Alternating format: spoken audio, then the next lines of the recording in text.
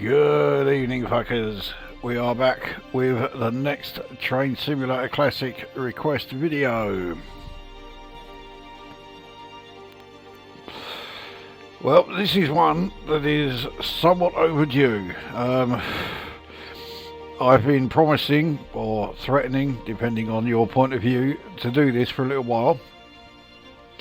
This is the second attempt at this particular request. The original attempt was made 30 videos ago. It was video request 166. So for those of you who either don't know or don't remember, the request was made by Yorksman 9868, and it was to go from Tees Dock to York North Yards. So yeah, we're on the DPS North England route. And the thing that made it really difficult was that it was set in winter and there's cloudy snow around. So yeah, track adhesion is dismal, visibility is terrible.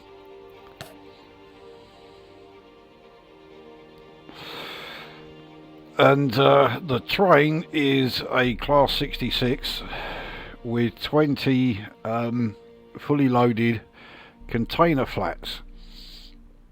Now, actually, I say this is the second attempt. It's actually the second video. In the first video, I made 2 attempts. The first attempt, I managed to do about, about 10 miles, I think it might be something like that. In the second attempt, I managed to do about 500 feet. Both attempts ending with me derailing. And the weird thing is that, both times I derailed, it wasn't as a result of me applying the brakes. It was as a result of me releasing them. And I really could not figure out why that was the case. So I did a bit of reading up on it.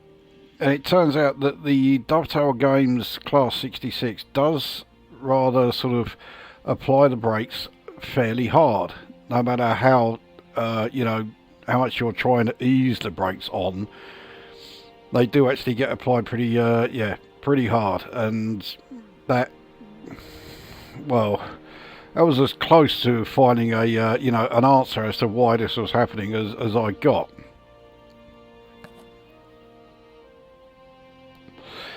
So there are a couple of changes in this attempt. Firstly, the 20 loaded cargo flats are now fully loaded, every single one of them. In the previous attempts, some of the cargo flats only had 2 containers, some of them only had 1.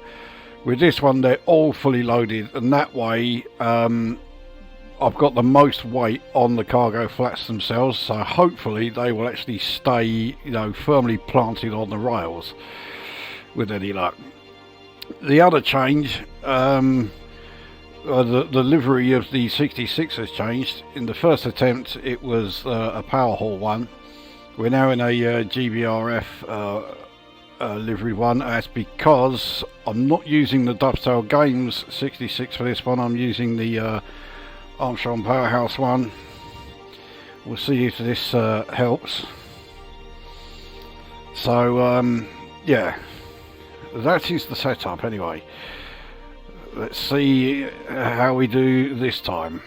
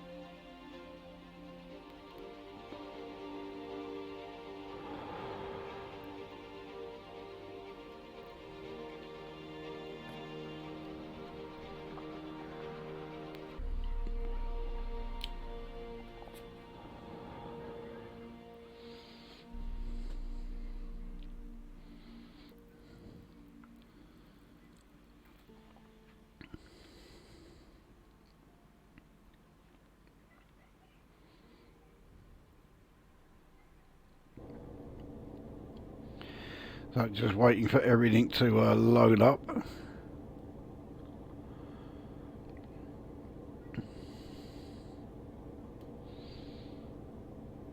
We're getting there. There we are. Right, now let's just make a couple of additional changes. Yeah, we want the motor factor to be a bit louder so we can actually hear it.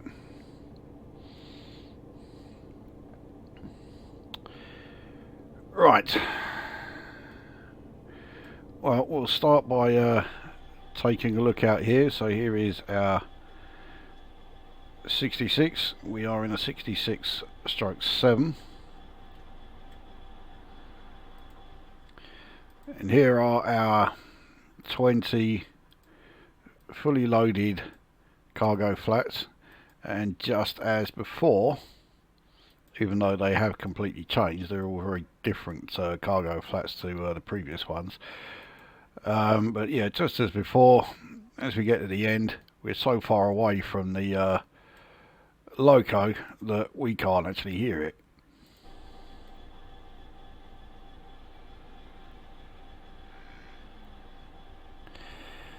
So York North Yard is 54.5 miles away. That's quite a distance. Anyway, let's get ourselves set up.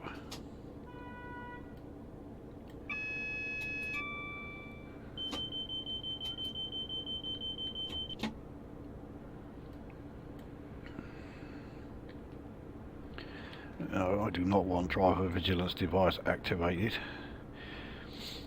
Now we're currently in goods timings, which actually that's alright. We don't really want to come out of that. Can't change the brightness. Let's get don't think we really need the cab lights on. Actually, they are quite bright. Yeah, we'll leave cab lights off for now. Our lights off, and we want yeah, we want daytime lights set. It's yeah, that's all good.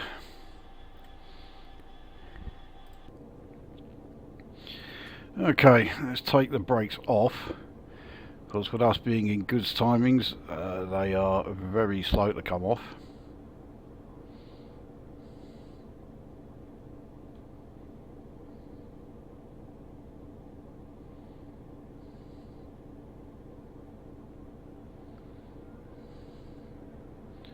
Yeah, you do get a bit faster as we come out of full service, but nevertheless they're still fairly slow.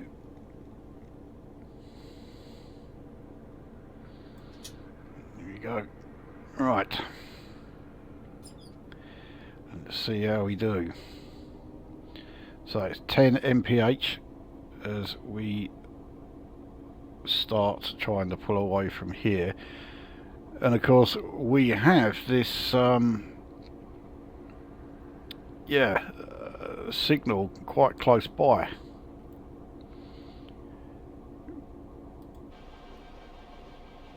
Whether or not we were actually going to be able to get through there or not, because this was where the second attempt went completely tits up, because yeah, I had to put the brakes on in order to stop at the signal here, and that's when we derailed the second time.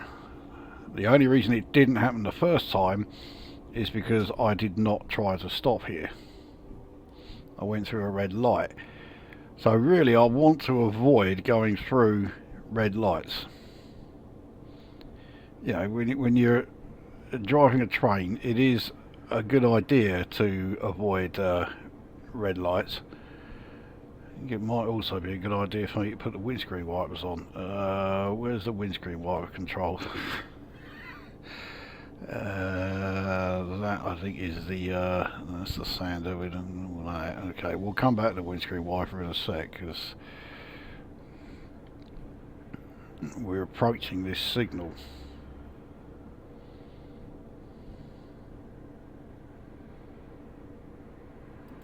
There we go. All right.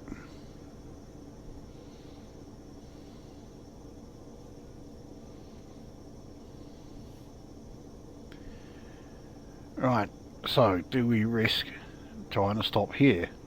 Well, we've got to apply the brakes at some point, so here we go.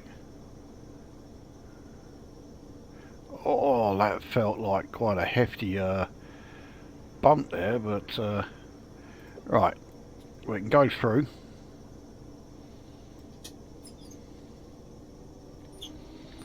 We don't need to take it up to notch 1 just yet.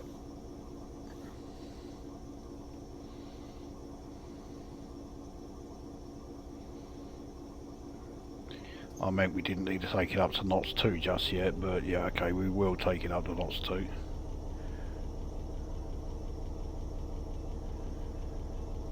I'm not 100% certain which version of the Class 66 we're in. Obviously it's a 66/7. I don't know if it's a standard one or a low emissions one.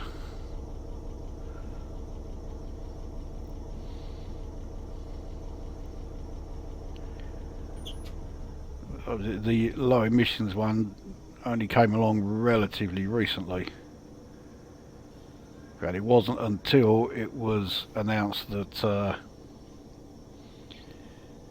yeah, the 66 was facing being replaced that they suddenly decided, oh, we can do a low emissions version. And it's not as if the emissions matter. I mean, considering the amount of stuff that's being shifted in this freight train, this loco is not the low emissions version. The standard version gives off about the same emissions as about 3 HGV lorries. But HGV lorries, if you've got 3 of them, you might be able to shift, what, 30 tons? I think they can shift that much. Let's be really generous with the estimate and say they can shift 20 tons each. So that's 60 tons in 3 HGVs. This thing, they wouldn't even bother setting it, setting it off if it was transporting less than 400 tons. So it is infinitely more environmentally friendly than, the lorry freight. But no, the environmentalists will still moan like fuck knows what, especially if you see any videos of locos starting from cold.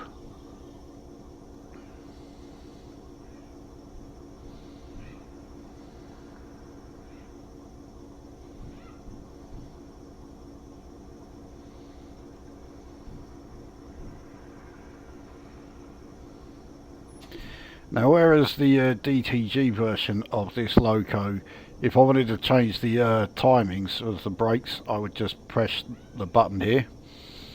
Yeah, this one, it's a lot more accurate. It is much more like how you would do it in an actual 66. And the Train Sim World version has the same setup, which is that you need to do it. Let's get on it. Yeah, through here.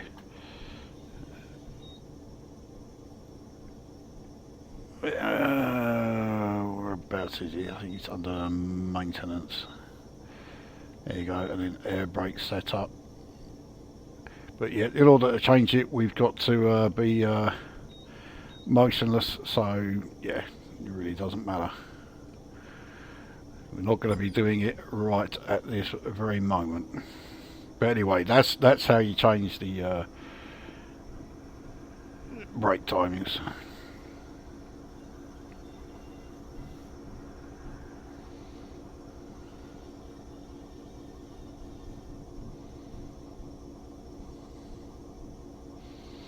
Now, if this goes tits up, and I'll be honest, that's what I'm expecting, then the next attempt I will actually keep it, or rather I'll change it to passenger brake timings. But we are entering a 25 mph zone.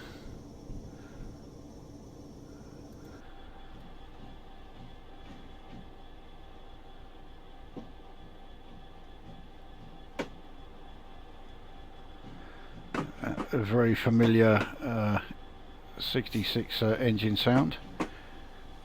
Visibility is terrible. No big surprise.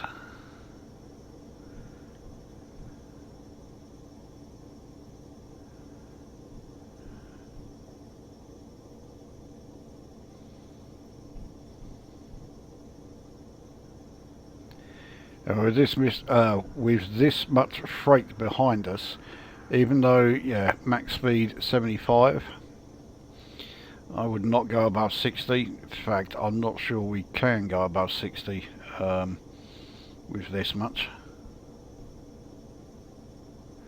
Now, we are not far from a 20 mph zone, so once we are able to accelerate beyond 10, I'm only going to take it up to 20.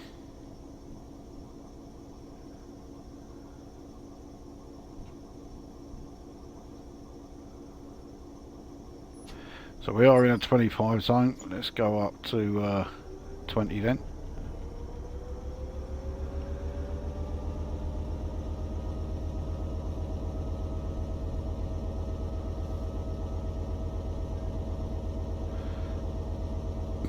The signal is fine.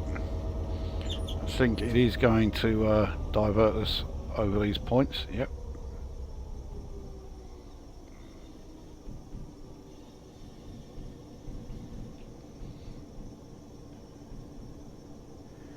So again, I'll let the train slow down by coasting rather than by brake application.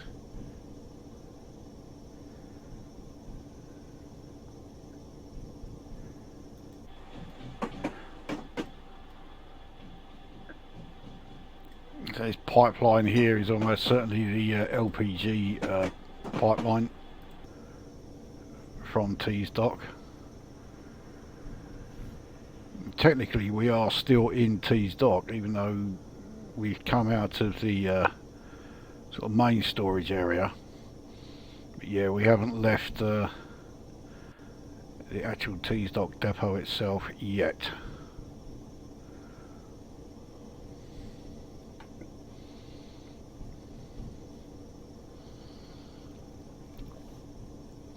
Okay, it looks like the entire train has crossed over those points. Yep, it has. So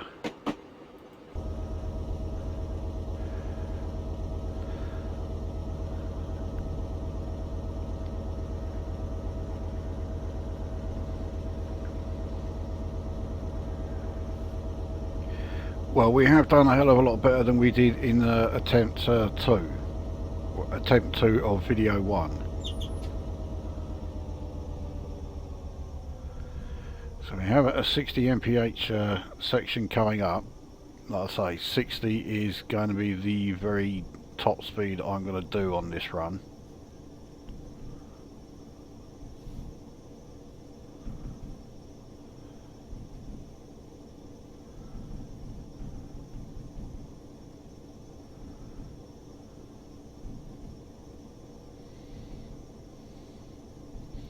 This is actually one of 2 freight runs that I have lined up.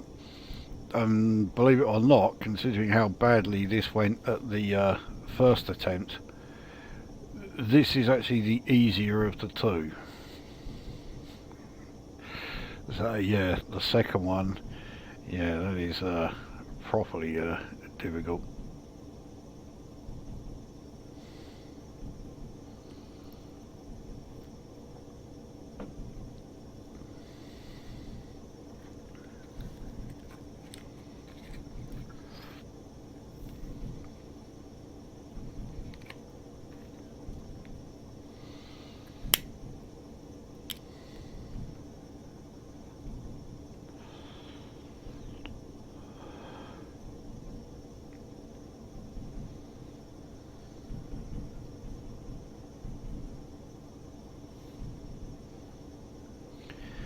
So we are now finally coming onto the main line here. So we are now actually officially now out of the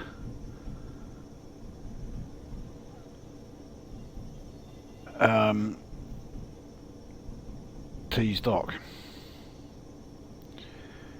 And once the entire train is in the 60 zone, then yeah. Yeah, this end is still in Tees dock, but yeah, we're not far from, couldn't quite see what that station was, if you can really call it a station.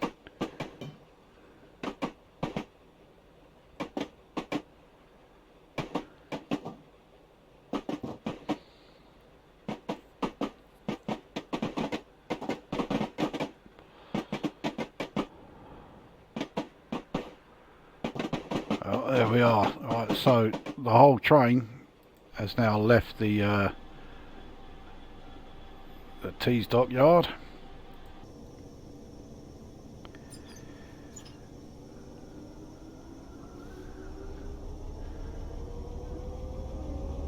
We'll increase speed, but we will do it rather gradually. I don't see me ever going above notch 4 on this run.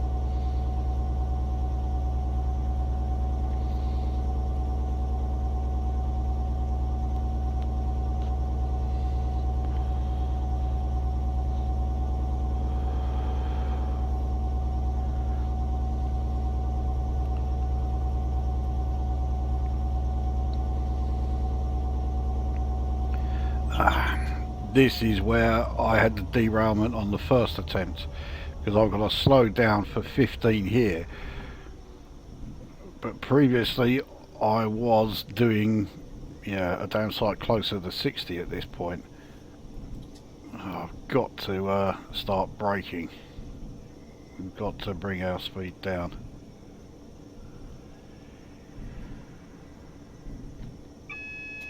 Now, I'll say last time it wasn't braking that did it, it was releasing the brakes. So let's see what happens here.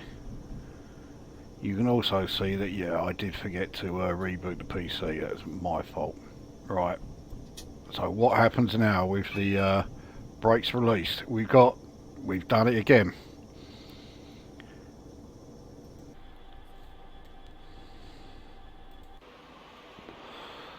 So I'm trying to see where it has derailed. It looks like it's this end one.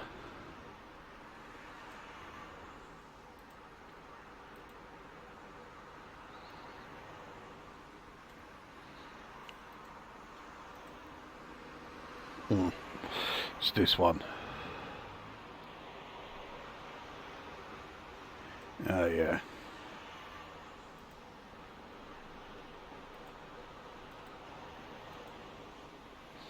And of course, yeah, it's yeah, look at the state of that. So it is just the same as last time. It's not the applying the brakes, it's the releasing of them. I mean, look at the state of this. Every time I release the brakes, this happens.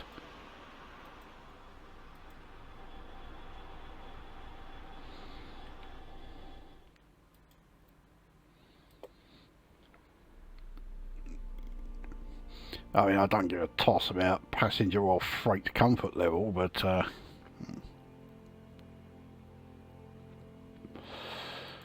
right.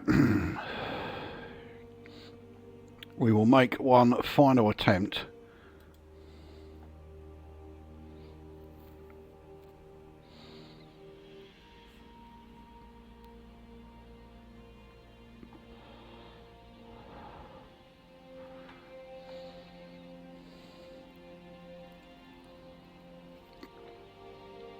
But I am not remotely optimistic about this one. But with this one, we are not going to use the brakes in goods timings. We're going to use them in passenger timings.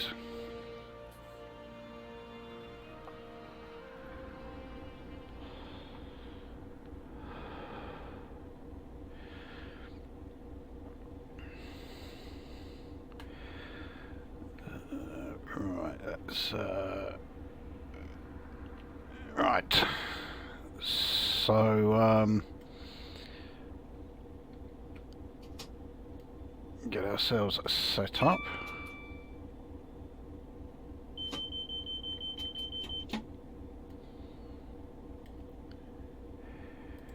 Engine lights on. It's set to daytime. Right, wipers on.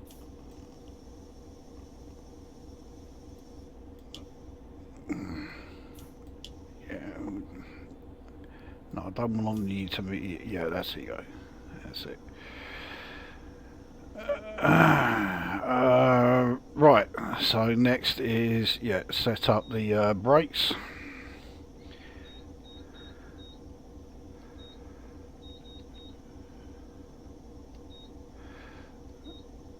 Right, so it's now in the passenger position.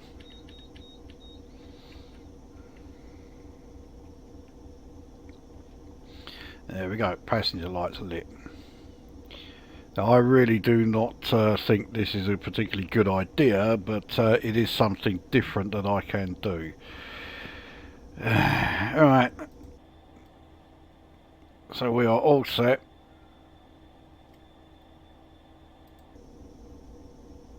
Let's release the brakes. You will see that yeah, they are coming down a hell of a lot faster than they were with the passenger timings. Still got to wait for the actual brake pressure there to come down. There we go. Right.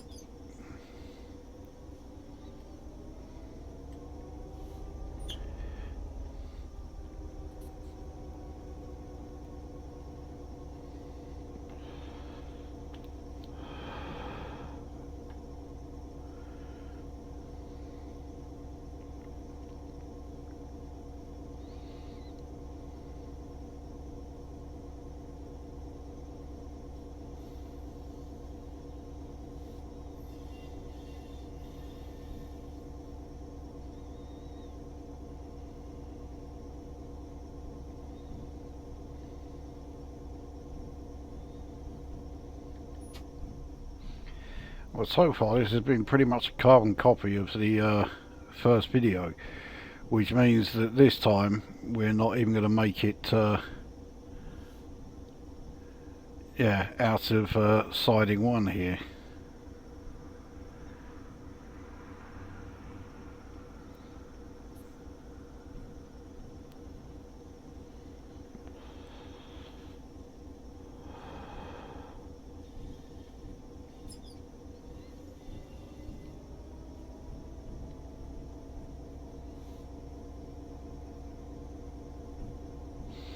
Oh, that was a bit of a bump from behind there.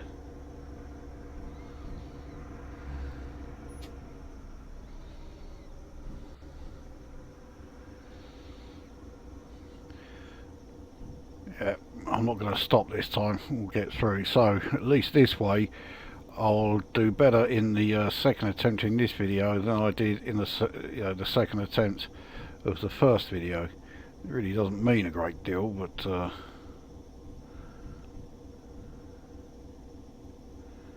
well, I think of the 3 previous attempts I've never even managed to do 4 miles.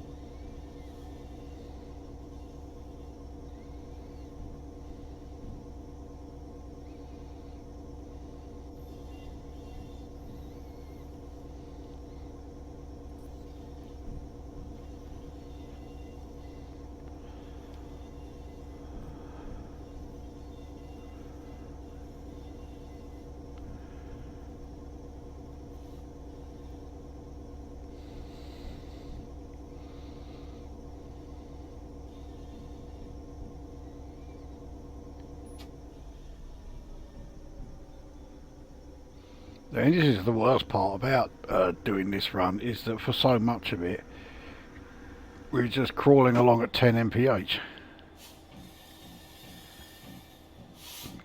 Well, I don't really have much option because, yeah, it's the speed limit in this place.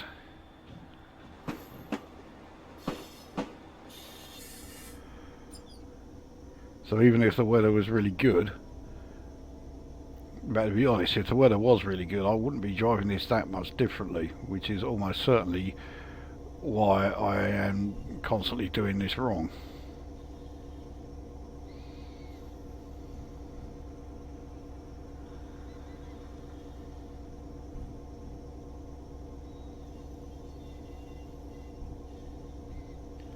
Is the derailments are always as a result of me releasing the brakes. Does that mean every time I have to apply the brakes to slow us down, I've basically got to bring us down to a complete halt and then start up from standstill?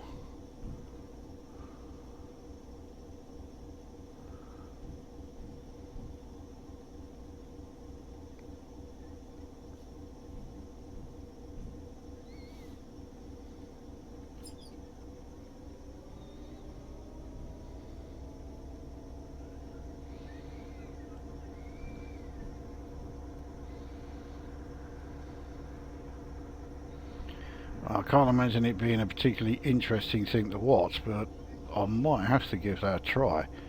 I mean, bearing in mind I'm using the passenger brake timings here, I'm expecting this to go disastrously wrong applying the brakes rather than releasing them.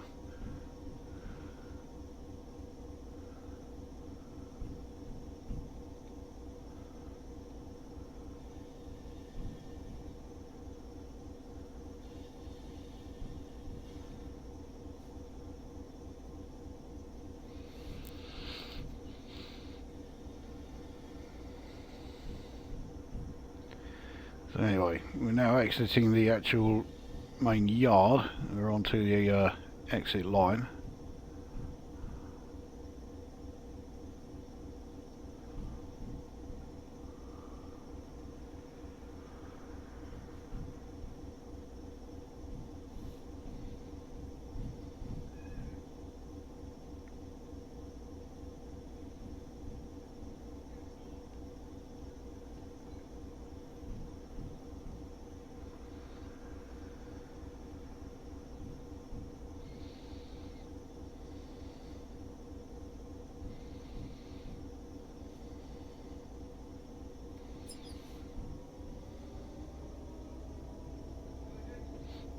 ETA is currently saying that it's going to take us the best part of an hour and a half. That's if we actually are able to even complete this, which, yeah, very nearly speeding then.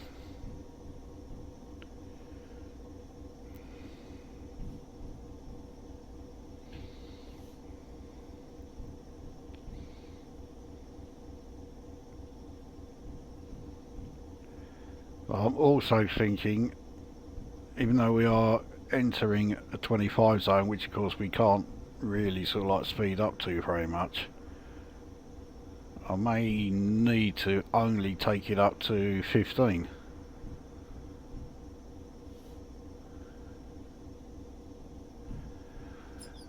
Actually, no, that's going a bit too slow. What I might do, I would take it up to 20. Whoops.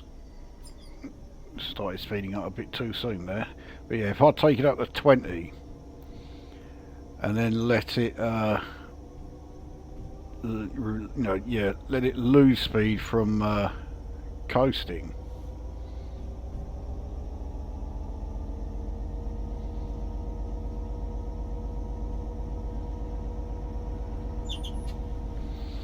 Alright.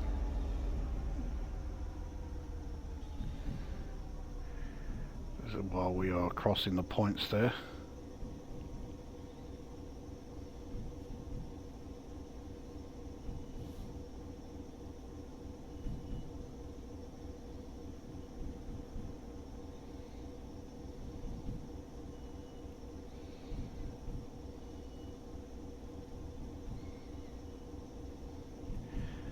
And I do wonder if in this weather they would actually send this train out. I don't know for sure, but I do wonder if they would do that.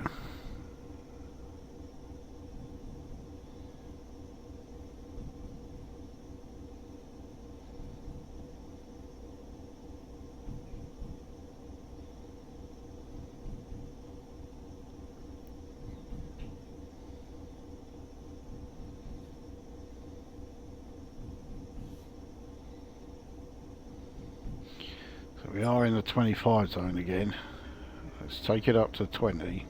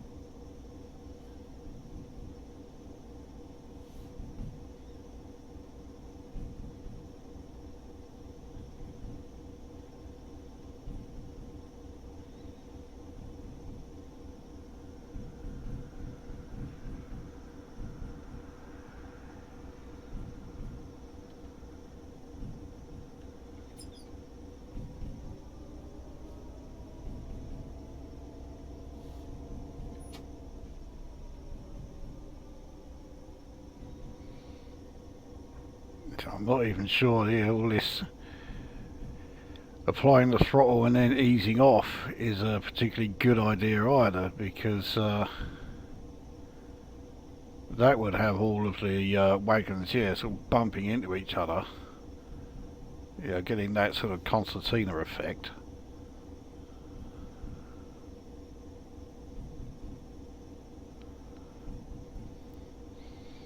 We're approaching the next, the 60 zone.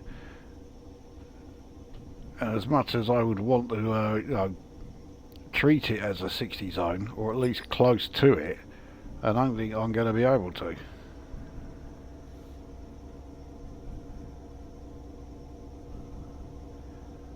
I'm going to have to be, I can't see me ever really being able to go above 25.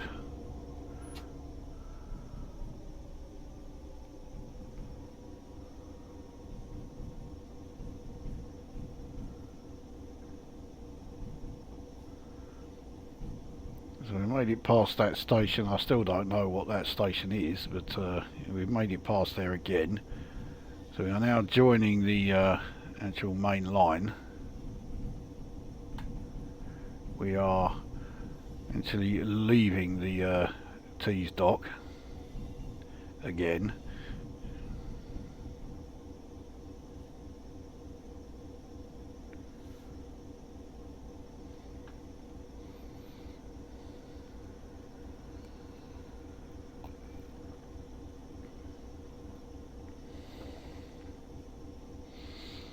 So speed is coming down, but very, very slowly.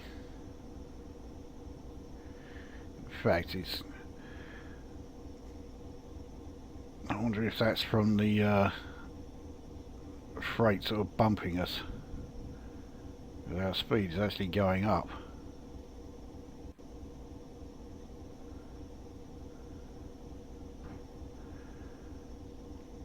This is the last thing I want.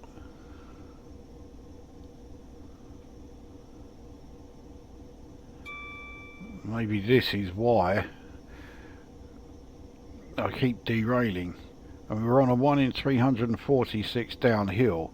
It really isn't much to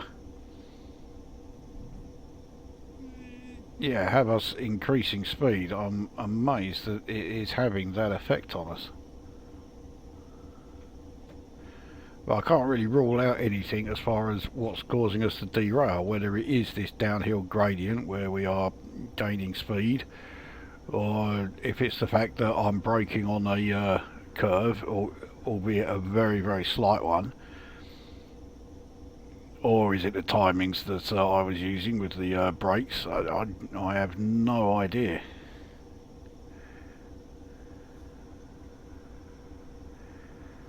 But I do know that that 15 mph section is going to be coming up.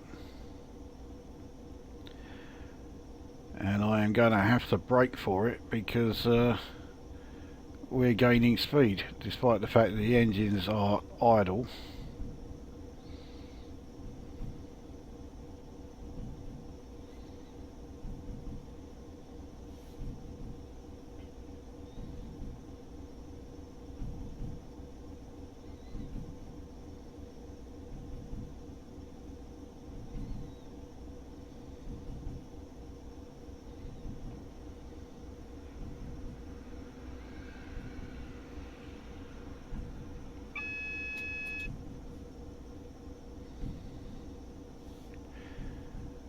That was for the signal that we're approaching. And yeah, you can see the signal is definitely saying that it's moving us onto another line, and that's why that 15 is there.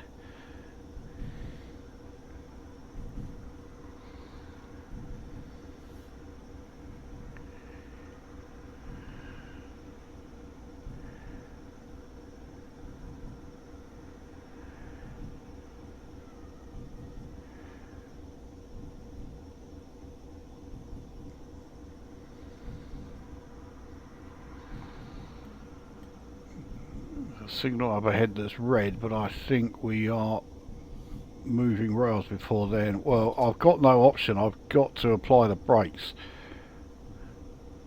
And we are... Oh dear, we had some real bumping there.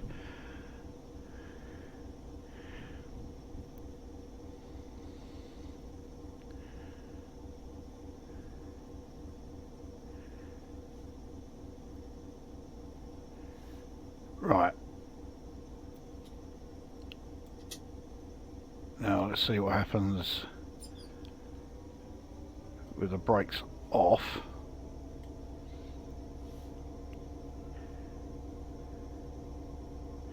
And if I'm going to have to do it this way for the whole trip, then yeah, this could make the Stranraer to Carlisle run look like an express service.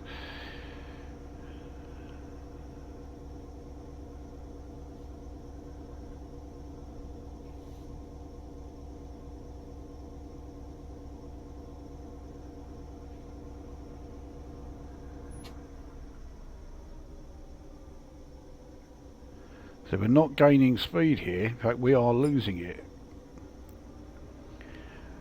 So, oh, there's another bump there.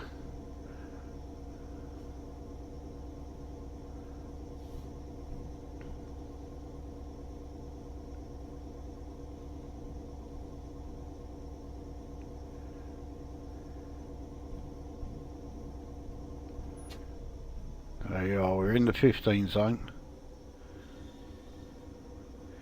This is now the furthest that we have managed to do on this entire run, which I know seems ridiculous, but yeah, we've still not done 4 miles. Actually, I think we might have just reached the 4 mile mark.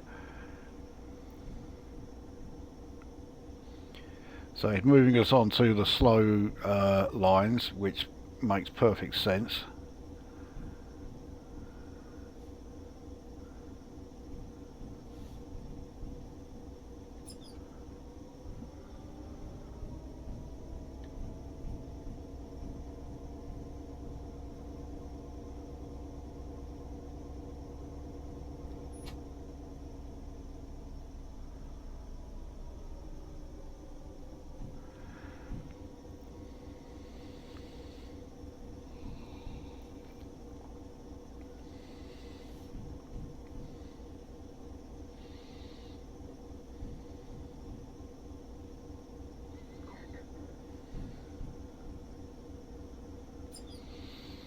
Okay, let's get us nearer to 15.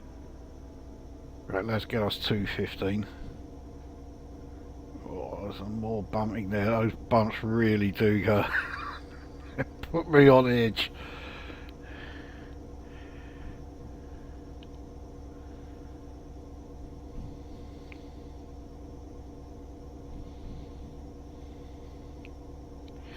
Yeah, that blank section on the route display doesn't fill me with confidence.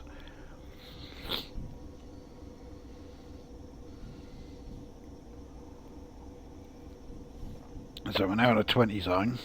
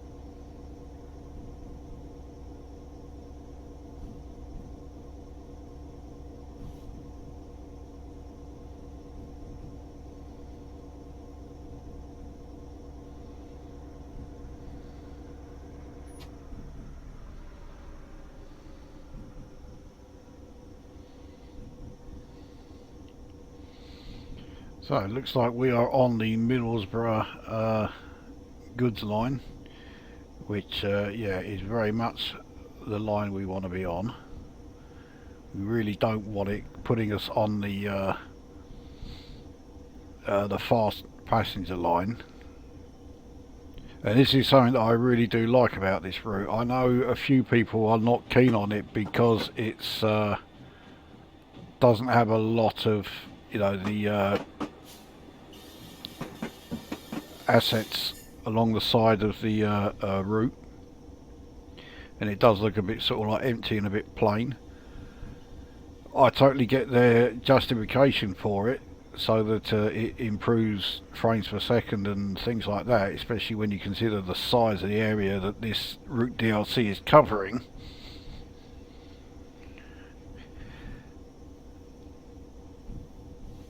And in weather like this, it really doesn't make any difference because you can't see particularly far away. Now I know there was a point why I was mentioning all of that, and I have completely forgotten it. This route is giving me like serious brain ache. I'm having to concentrate on it so bloody hard. It's not true. Because if I don't, all I've got to do is just like, yeah, try braking at the wrong place or the wrong time at just once, and that's it. I'm off again.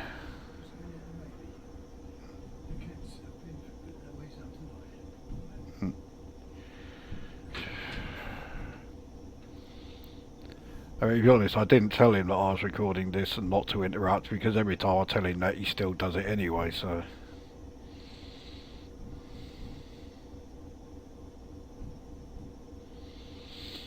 Anyway, distance to York North Yard is now showing 49, so we've actually got out of the 50s in terms of how far to go. Let's get us up to 20. But as painfully slow as it is, it does look like I am going to have to do the whole, if I'm braking to slow down, I've got to bring it to a halt and yeah, start from standstill. For all I know, I'm not a train driver. If you know, these videos haven't proven that beyond any possible doubt, then yeah, allow me to clarify. I am not a train driver, and for all I know, that is the standard procedure if you're driving a train of this length and this weight in these sort of conditions.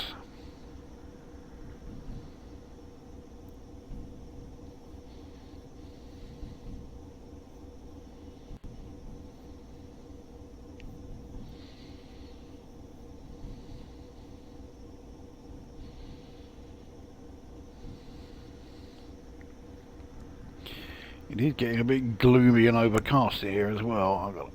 I've got to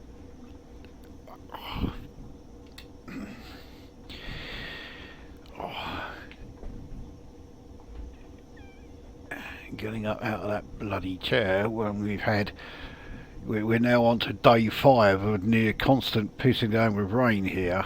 That combined with the cold does my arthritis no favours whatsoever. So we've got a 55 section coming up. There is no way in hell I'm taking this up to 55.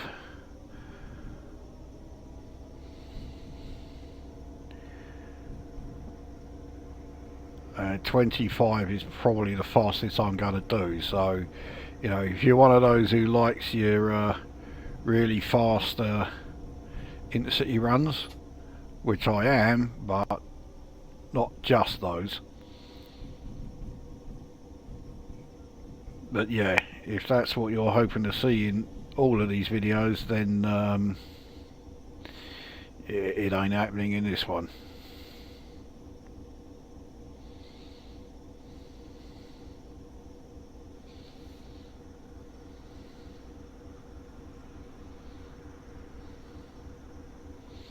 It actually does look like we've been moved onto the main line here.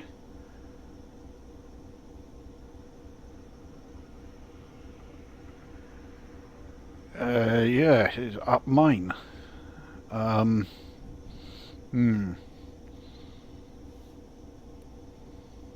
We should still be over on those lines there. We really should not be on these lines.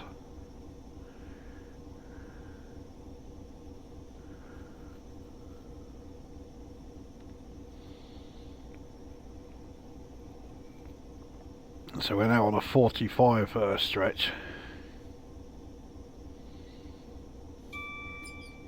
Well, let's take it up to 25.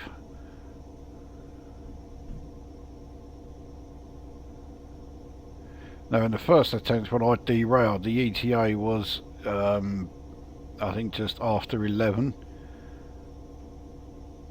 So we're well ahead as far as our ETA at the moment.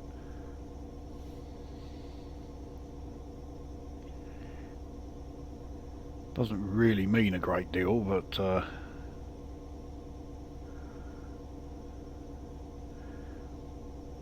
the other thing is I'm now really regretting putting us into passenger timings for the brakes, because yeah, coming to a stop and then getting underway again seems to have solved the derailing issue. But of course now we are stopping using passenger timings, so the brakes are applied a lot faster.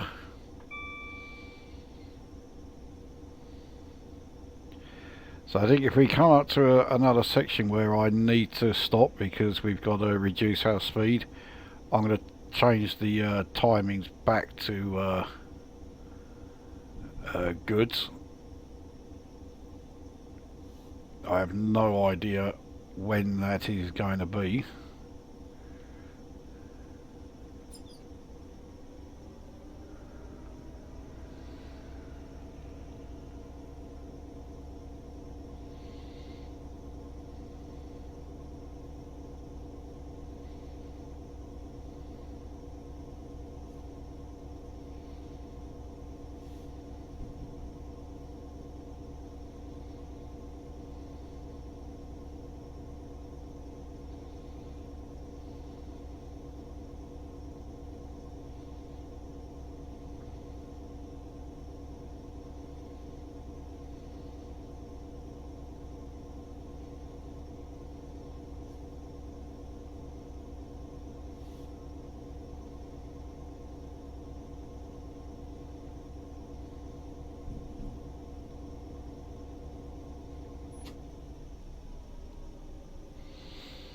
They're actually going to be going through a station here, Thornaby.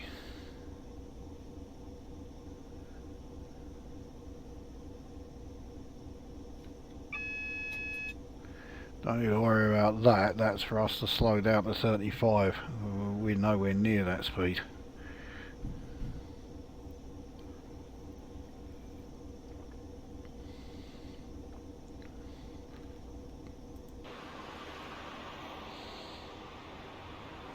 Anyone from this part of the country know what road that is? Is it the A1M?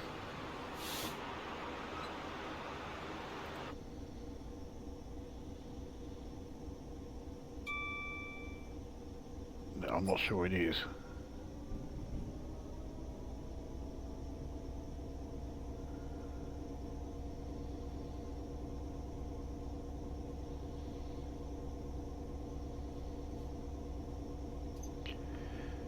We're going uphill.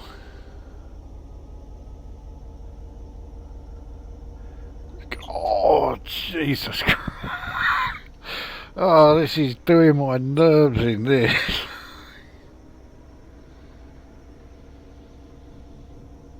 Thing is, now that I've got this far, I mean, we're not far off doing 10 miles.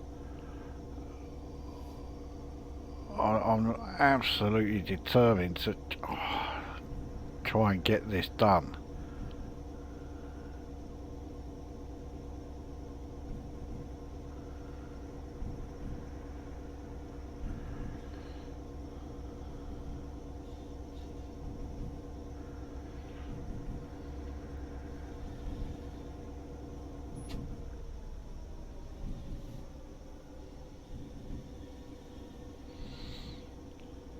So here is Thornaby Station.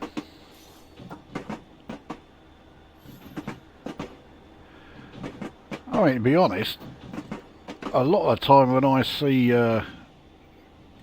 Class 66s going through a station, they are going fairly slow, just like this. So, I mean, yeah, this could be the norm.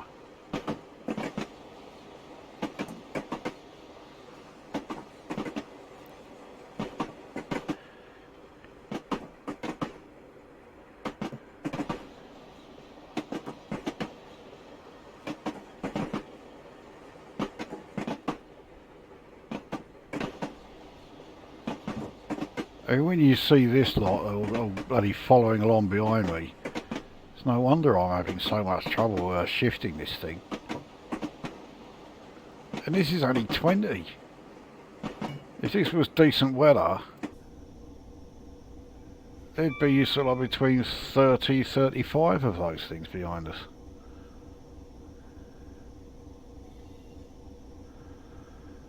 So we're still going uphill, one in 172.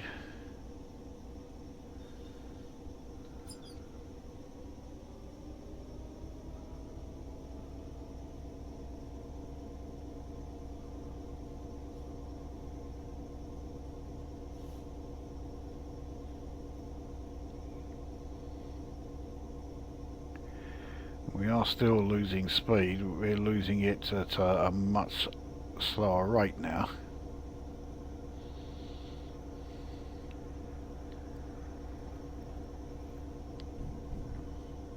Oh, there was a bit of a bump there.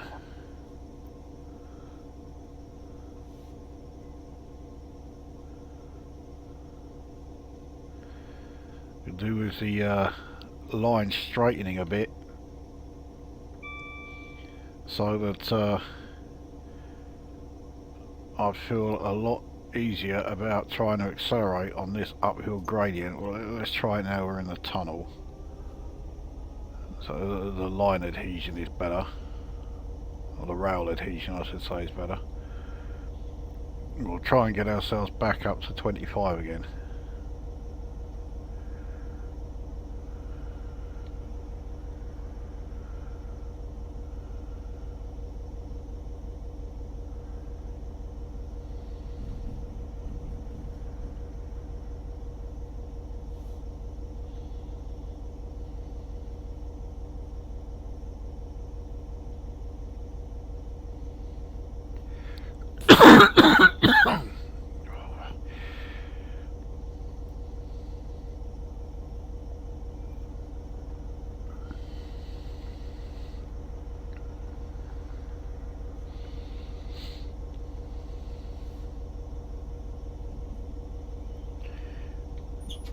Okay, we're at 25. Now what happens when we ease off the accelerator? Or ease off the throttle, I should say.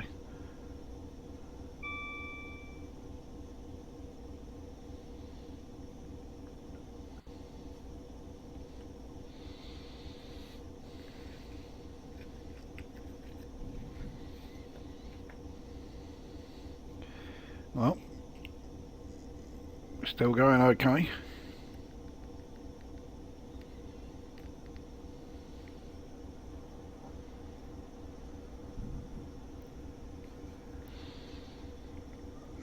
This particular attempt has now gone on for longer than the entire first video, so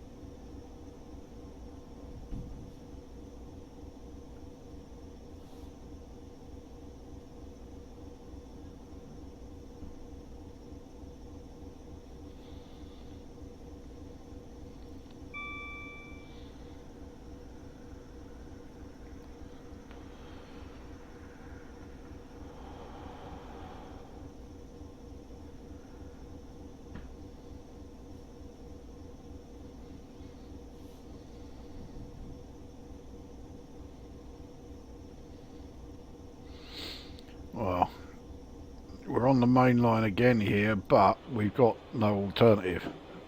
These lines have all been pulled up, so it's the main line or nothing.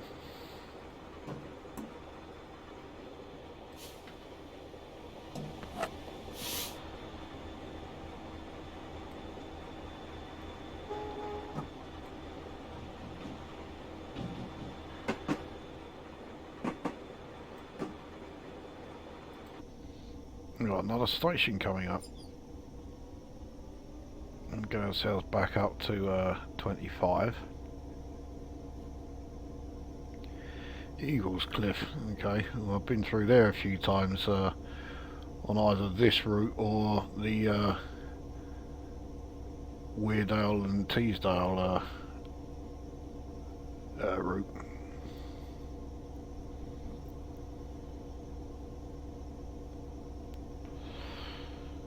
To be honest, I still don't yet know if I'm even heading south. Let's have a look. Oh yeah, we are. Oh dear. We've still got a fair old way to go. That's where we're stopping.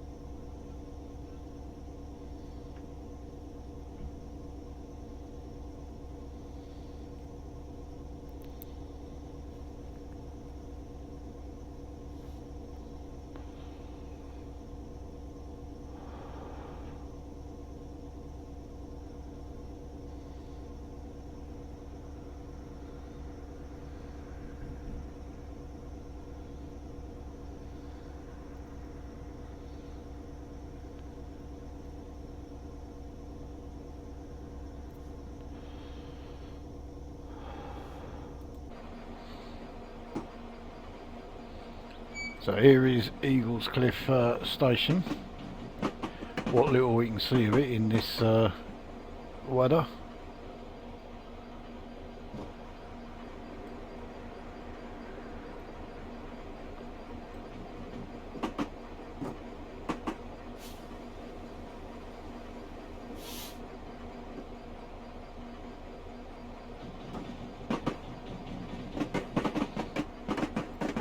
Yep. Carry it straight on.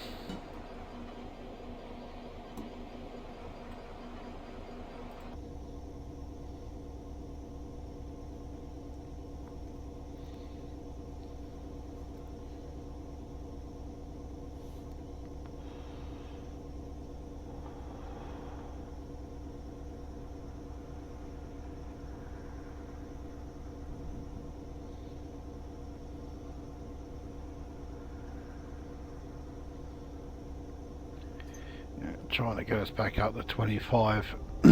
Reluctantly put us into knots 2 for a bit and get us up there.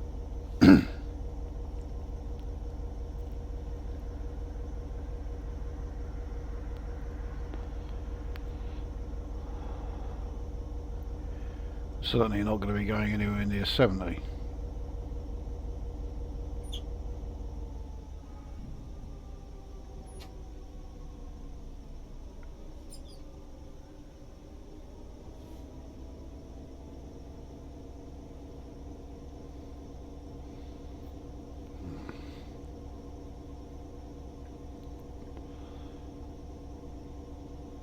Okay, so now we've got the full weight of the train again. The concertina effect has stopped, and it didn't bump into us either.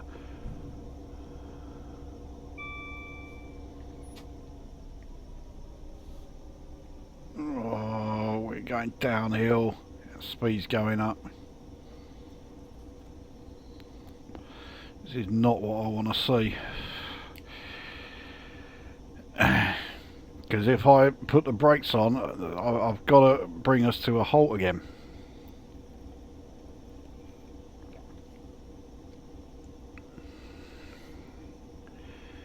He's taking us up over, hang on, we're approaching the end of this downhill section. We're going a lot faster than I would like, but we'll let it go. And maybe the uphill section, once it brings us back down to 25, yeah, acceleration has stopped.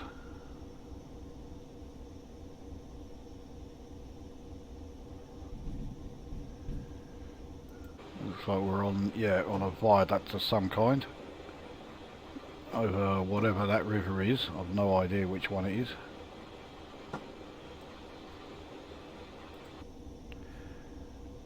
Well, I only know 2 rivers around here. One's the Tyne, and I don't think we're anywhere near that, and the Tees, and I think we've left that behind, so...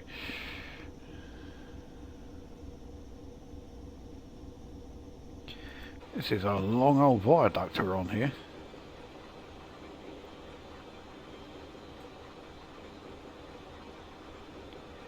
If anyone can let us know what viaduct this is.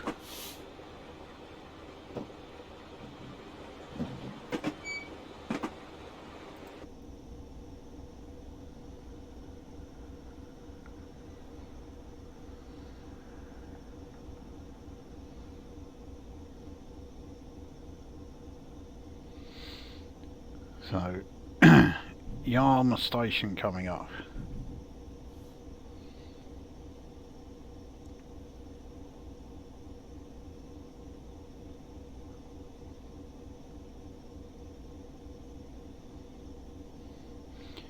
We are going uphill, so we are slowing.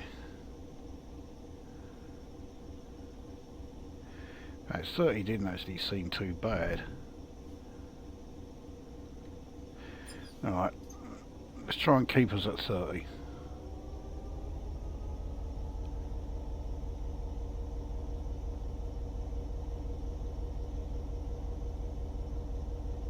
Oh, that did not feel good at all. We are bumping about all over the place here.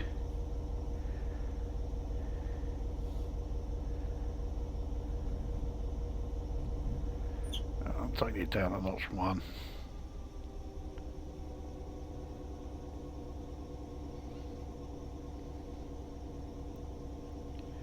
I want some smoother rails before I try that again.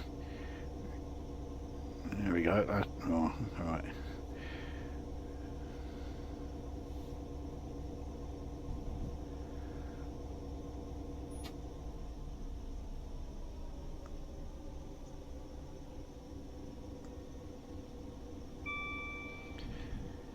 Yarm station.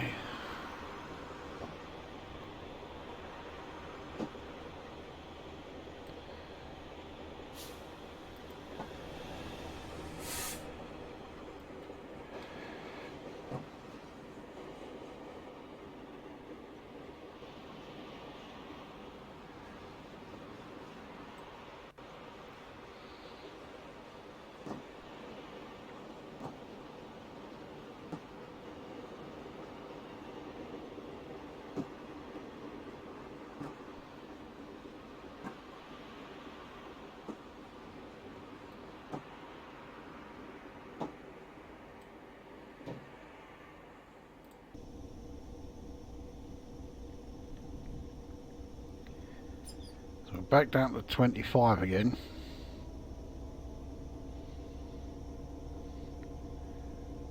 I am tempted to try and take us back up to 30. Yeah, let's do it.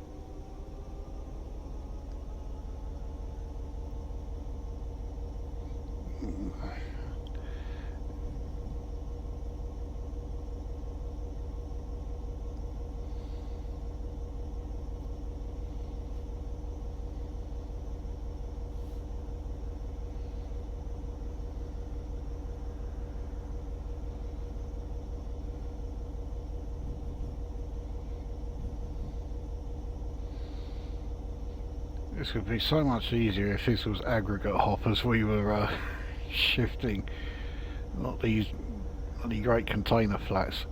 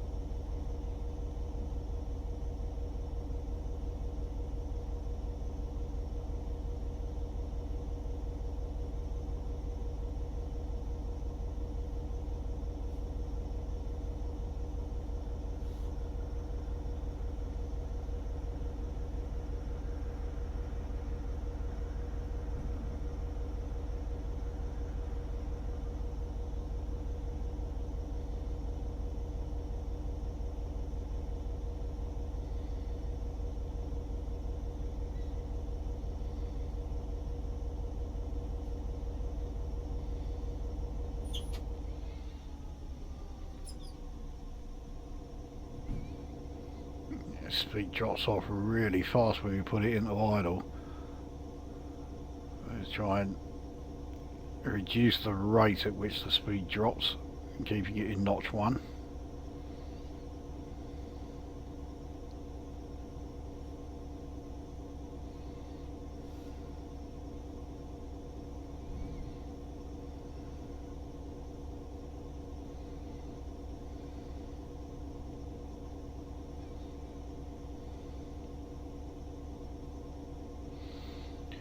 The distance is now in the 30s. So we've done something in the region of 15 miles.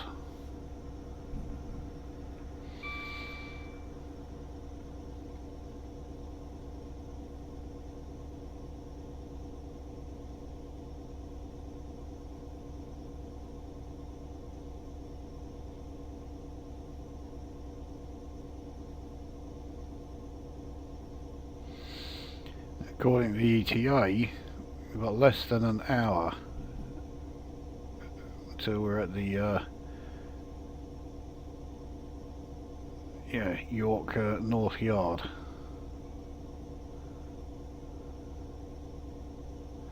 Probably should have done the old before we approached that level crossing, but oh well.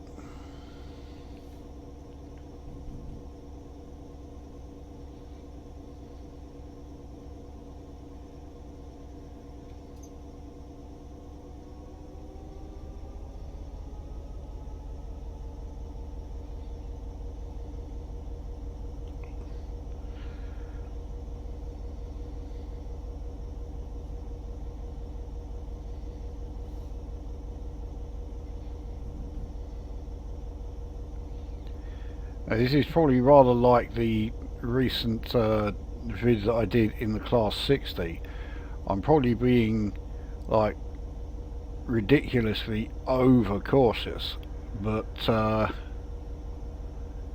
yeah, the fact this is attempt 4 and I've got so much farther now than I have in any of the previous ones. Yeah, I'd like to think it was understandable if I am being overcautious. I have no idea. So this is the only way I've been able to actually get anywhere on this run, let alone, you know, what is it? I'm about 16 miles in. Prior to this, I hadn't even done 4 miles without derailing. So on one occasion I did about 500 feet before I derailed. So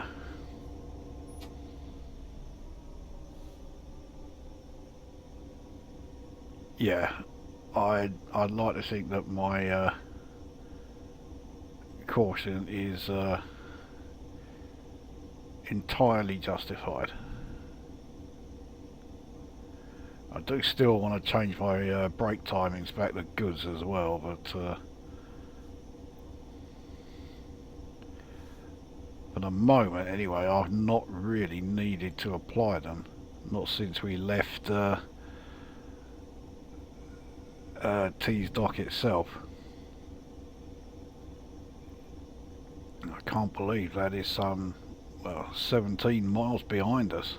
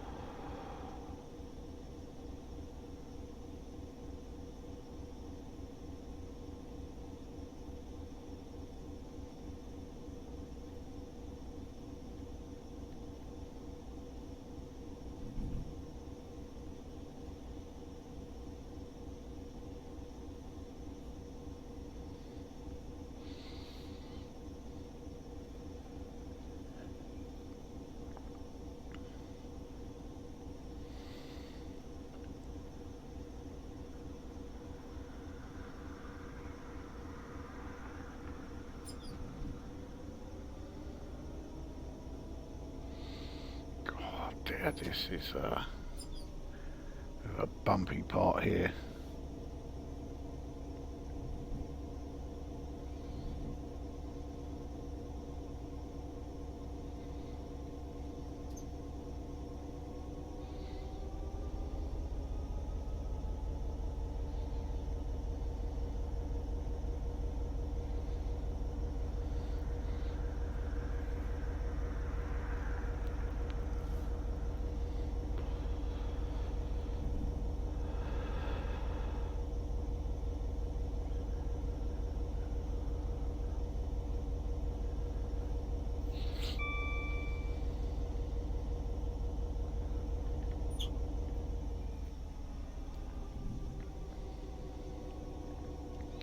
So we are going uphill again.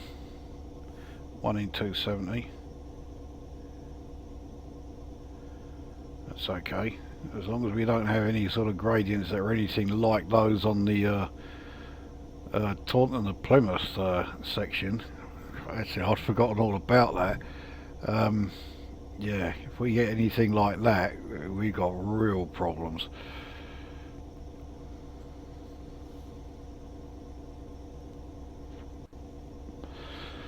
I think though we were lucky because this part of England is relatively flat. I mean, if we were on the west coast instead of the east coast, it would be a totally different matter. We'd have, you know, we'd be dealing with like Beatuk and bloody Shap.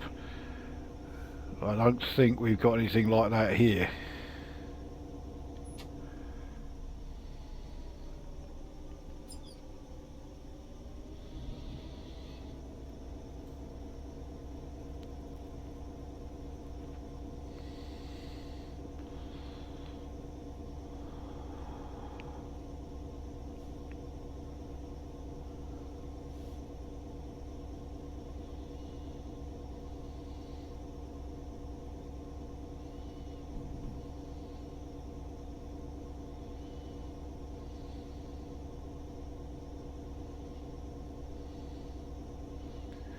It's getting a bit steeper.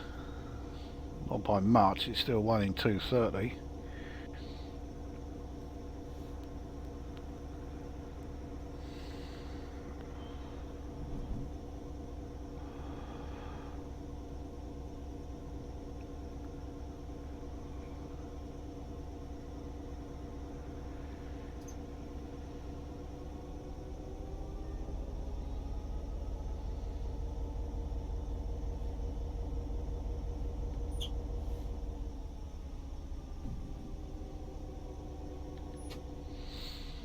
Ground was levelled out. Getting a bit late with the old horn there, but never mind. Better late than never, eh?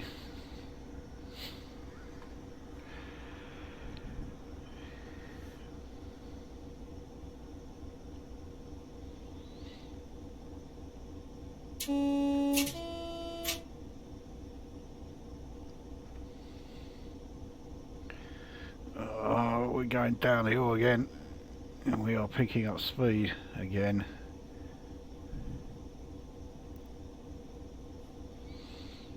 How long does this downhill bit go? I mean, it's not particularly steep, but it is steep enough for our speed to be increasing.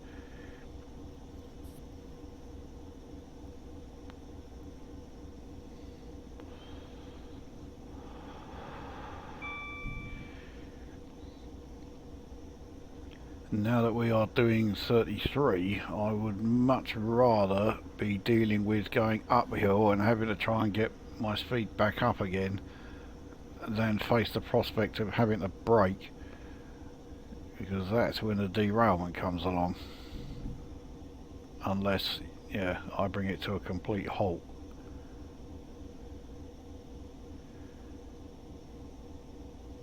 I dread to think how many trains we're holding up here. Then again, we can always blame it on the weather. It's not miraculous that any trains are running at all.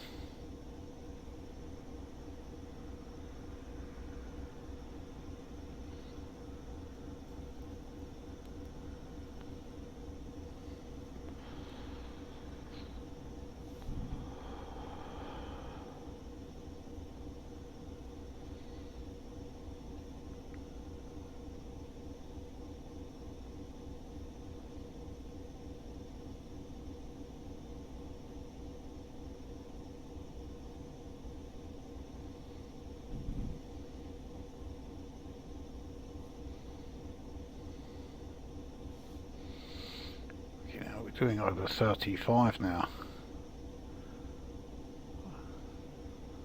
I mean, to be fair, it's not bad, but it is faster than I would like to be doing.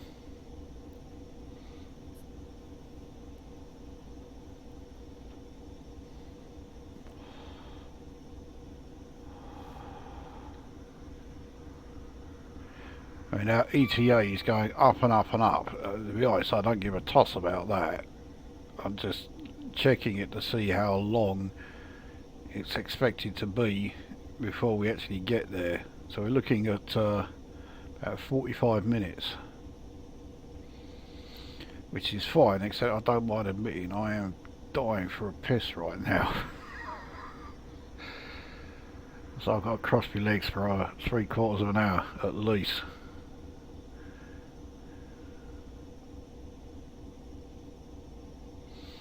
Right, the speed is starting to come down a bit, which I'm quite okay with.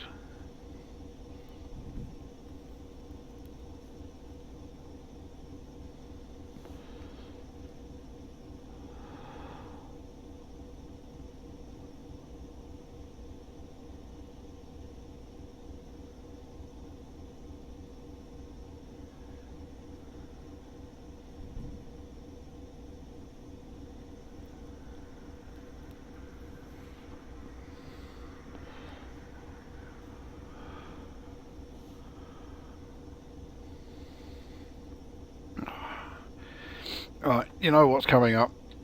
Jump cut. Oh, my relief is palpable. It's interesting how the snow continues to fall even when the game is paused. Anyway, let's hope we can resume this. I'm certainly not going to get any more interruptions from the old man because he's buggered off for the night. He won't be back until either tomorrow or Monday. Yeah, ask me how sorry I am about that.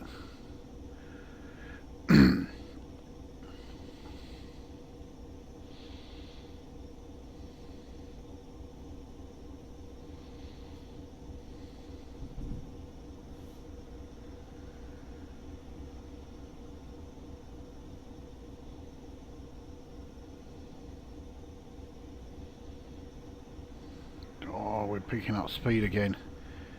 We're at 36. I really do not want to be breaking 40, but I have a feeling we are going to. Now, why did that AWS alert sound? We've got a 45 coming up, and we are continuing to gain speed.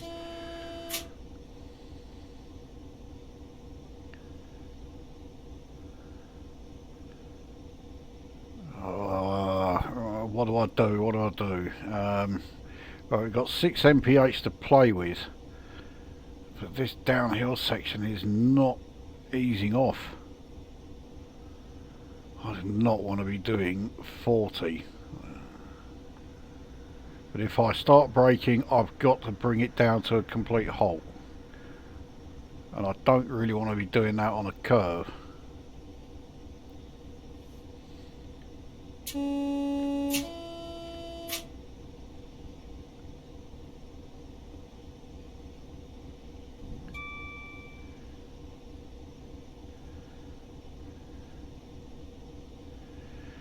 I'll carry on at this rate. I am going to be speeding at some point. So here comes the 45 section. There it is. And we are not speeding yet. But we are... Jesus Christ, the speed started coming down. Oh.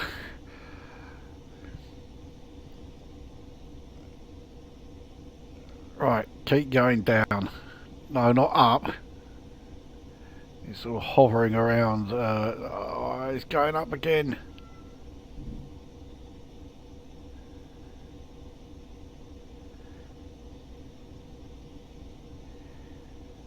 So it's hanging around 45.1 and 45.2. Now it's going up again. That 50 mph. Oh, hang on, we're in a 60 mph section now. That's alright. Oh, Jesus Christ. Right, we've got a 40 section coming up. We've got to start to slow, which means we've got to brake. I'm taking the, yeah, easy way out. Right, here we go.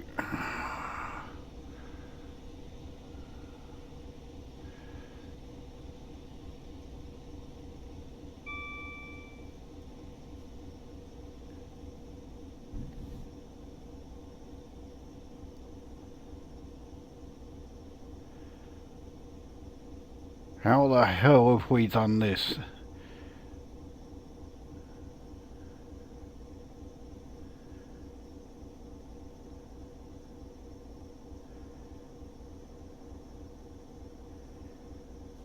With passenger brake timings.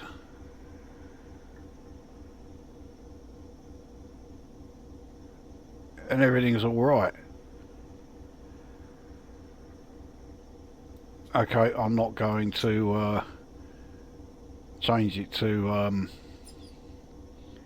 goods timings.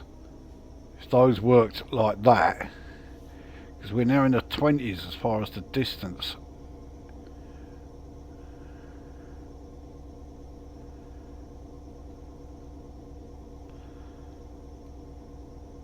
Our acceleration, considering we're in notch 1, is not bad, although we are helped by the fact that we are going downhill.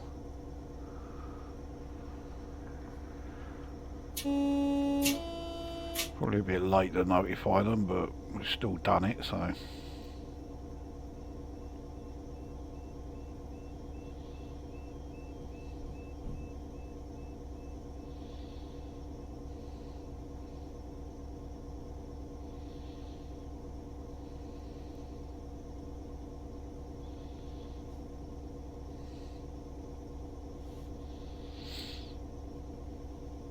Yeah, so the fact we're accelerating up to 40, no problem. But braking down, because, yeah, we were very much over that 40. Now it looks like this 40 is actually because we're going over points.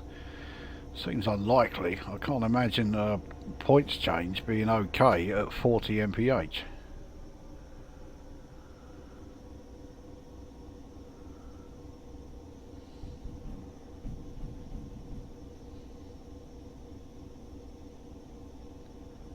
So we're approaching Northallerton. Come on, there's got to be a goods line here somewhere. They cannot seriously put us on a 125 mph line. I mean, we'd have every intercity driver in the country after our blood.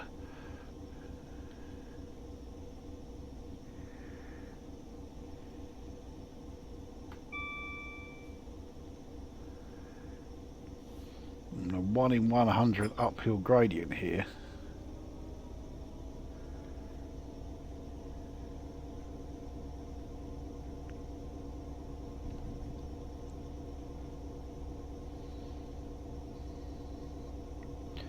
So here we are joining the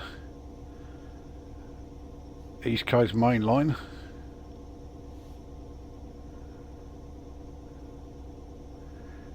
Surely it's going to put us onto the slow goods lines at the earliest possible opportunity.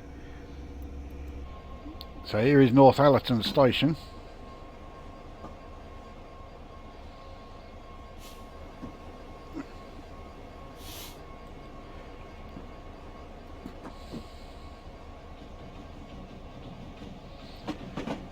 Aha!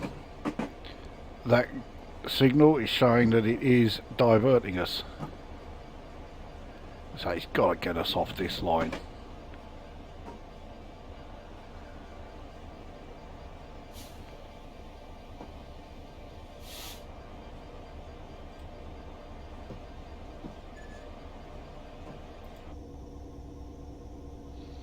So is that 70? Yeah, it is. Going over points at 70. Not in this train we ain't. So there we go, we're on to the slow goods line now. 70 is still certainly fast enough, but we're now on, say, the East Coast Main Line, which is very straight.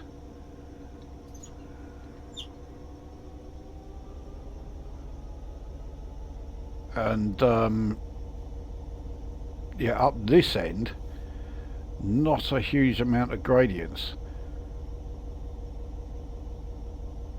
So we'll pick up a bit of speed.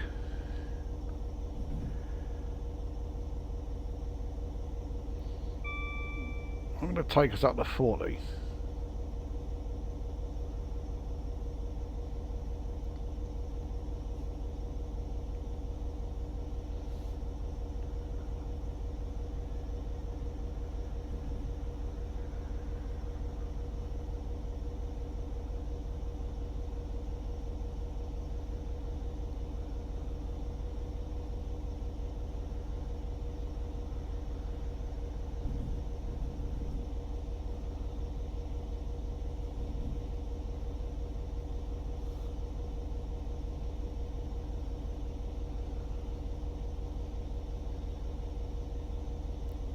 We're entering a 90 zone. There are very, very few freight trains that are capable of doing that. In fact, I can think of one, and that one's not in the game because it's a class 99. Then again, these slow lines here, they're not exclusively for freight trains. They are also for you know, stopping services.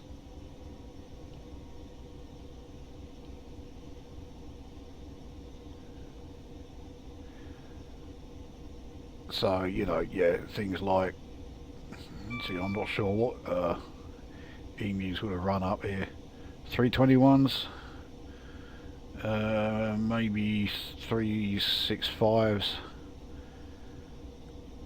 These days, you might have some of the horrendous abominations that is the class 769.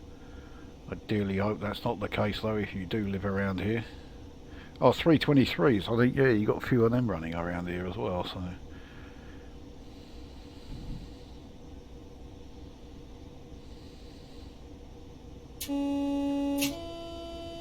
No, one wasn't for us. That one was for us.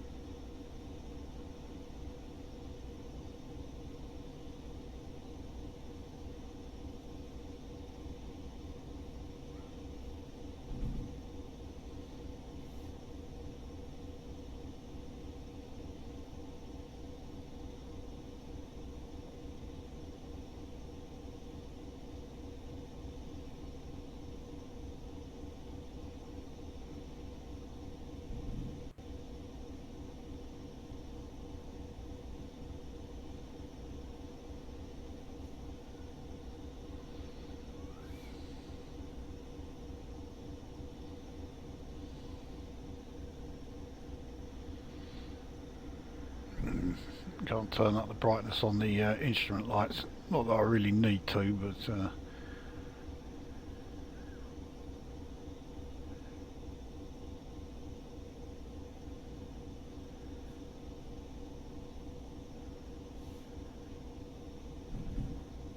let's get us back up to 40 again. 40, we seem to be doing all right. So we're on a very straight line now. We've got no gradients to worry about.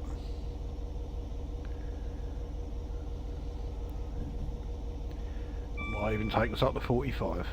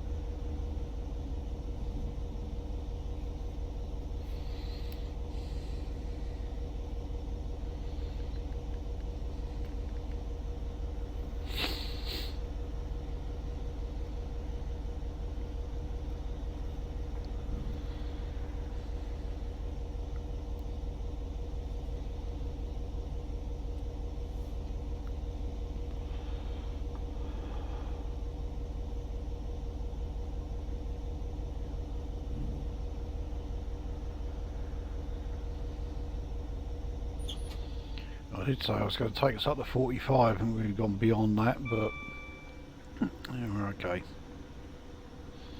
Those lights emerging from, like, you know, the fog must look like something out of Close Encounters of the Third Kind.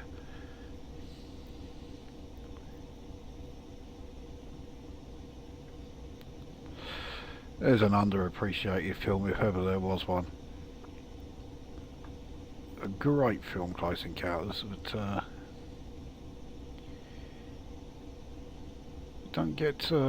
you don't hear it mentioned all that often anymore, not even amongst sci-fi fans.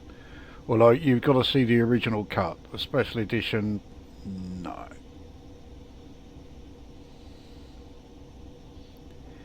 We didn't need to see the interior of the mothership. It was much better left to the imagination. Especially as, yeah, what they did with it, yeah, I wasn't keen on it.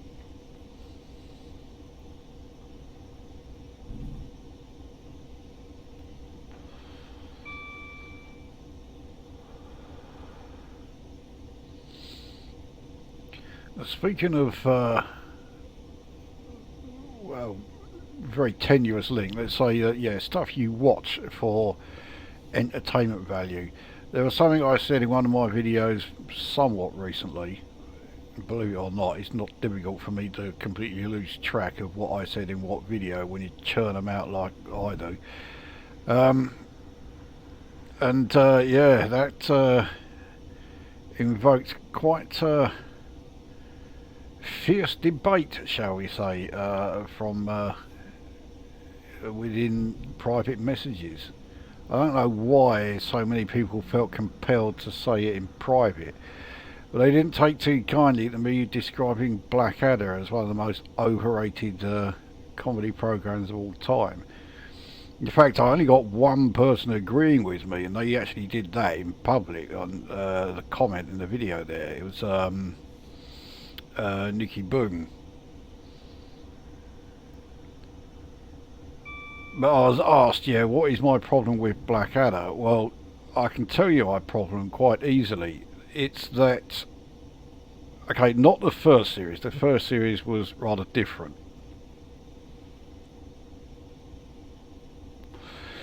But the second, third and fourth series, which were written by Ben Elton, every episode was exactly the same. There was always about 3 or 4 hilarious comments about oh Bulgic, your brain is about as blah blah blah as a blah blah blah blah blah. I say 3 or 4 times every episode, and then he would, you know, encounter somebody or hear about somebody, or he'd be talking about somebody, and again, there every single time, oh, he's as blah blah blah blah blah as a blah blah blah blah blah. Every time without fail.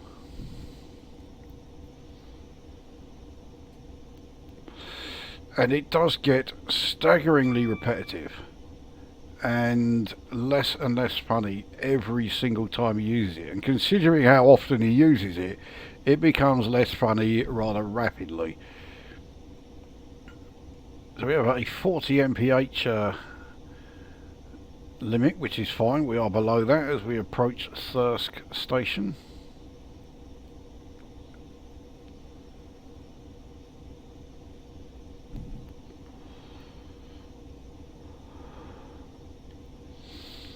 Now there is one exception, and that was the final episode of Blackadder Goes Forth. The ending was staggering. To this day I still cannot watch it without it bringing a lump to the throat. It's really well done, but that is the exception.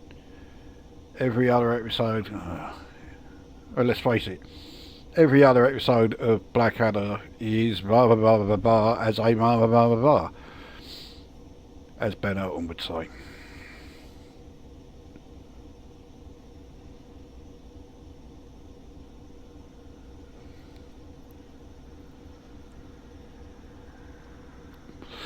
So here we are at Thirsk station.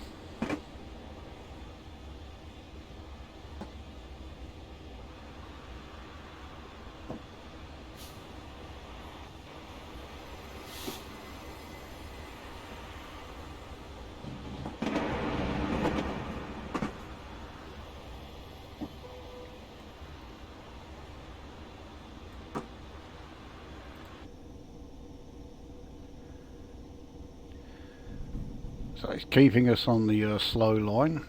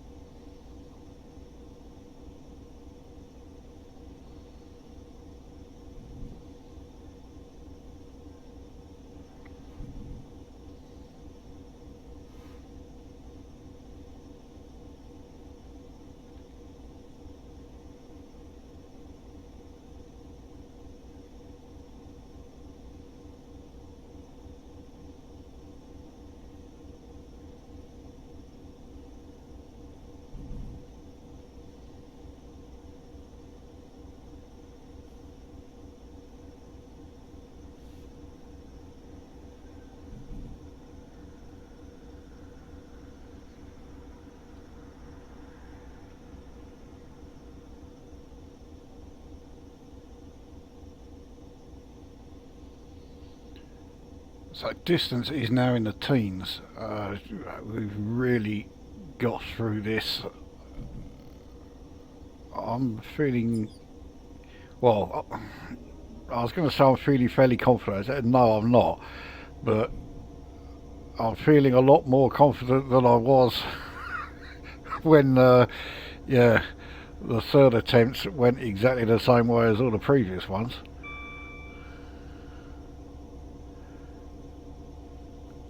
Let's get ourselves back up to 40 mph.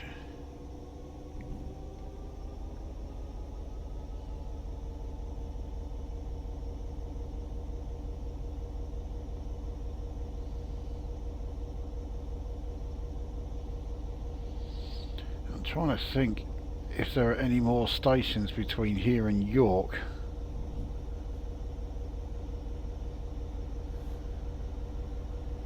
We've had Northallerton, we've had Thirsk, so I think we might be alright.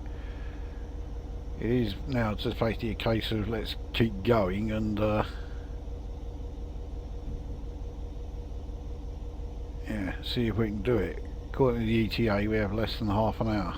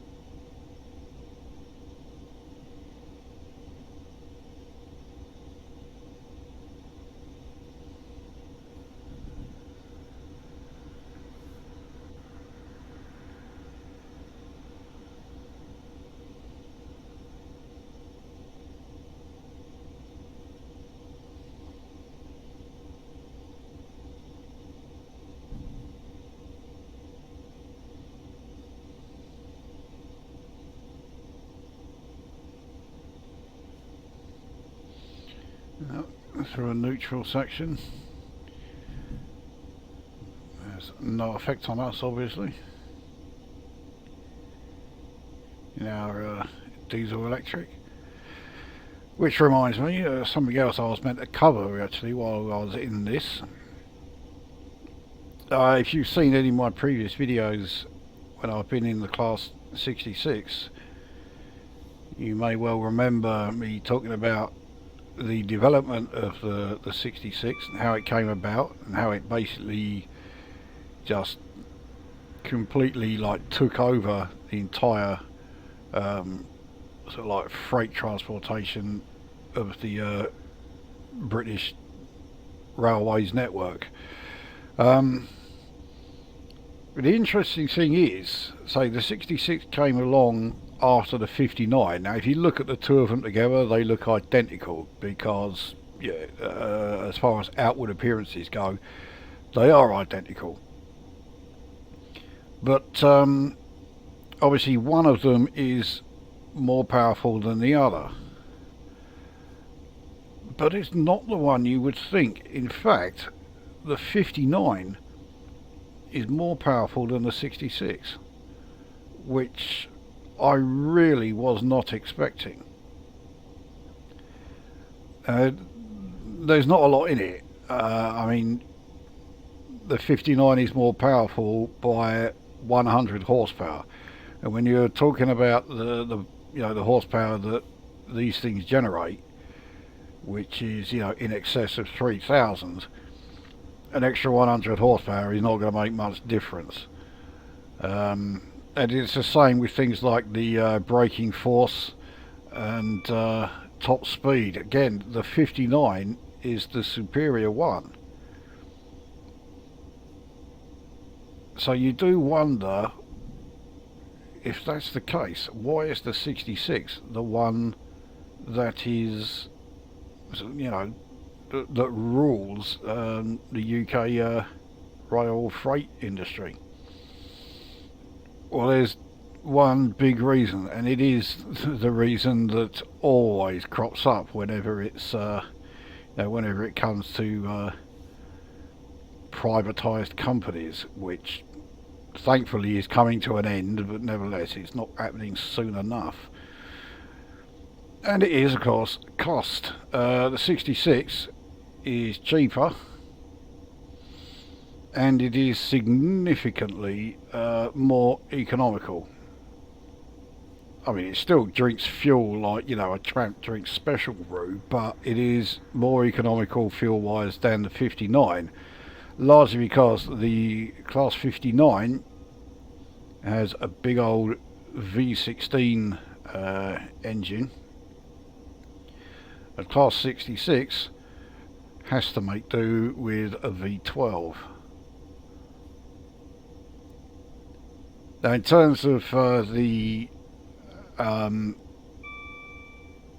capacity per cylinder, they are identical, but it does of course mean that the Class 66 is 33% more economical than the 59, and that is the reason why it's chosen.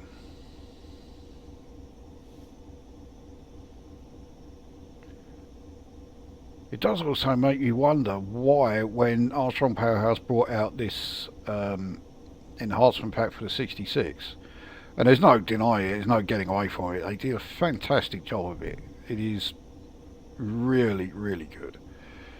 But surely they could have included the 59 with it as well. Didn't need to be just the 66. Could have been the pair of them.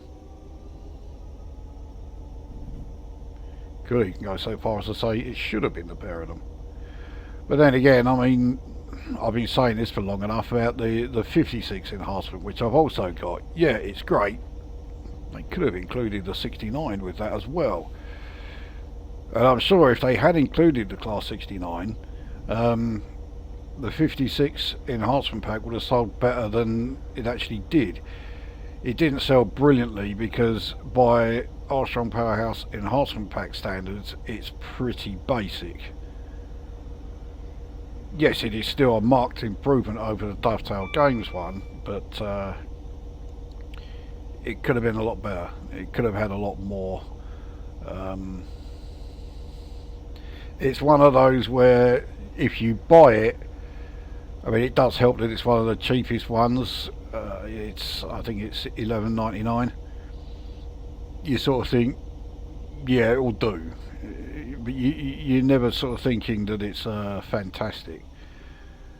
Now, the Class 66 enhancement pack, by enhancement pack standards, is somewhat expensive. It's $19.99,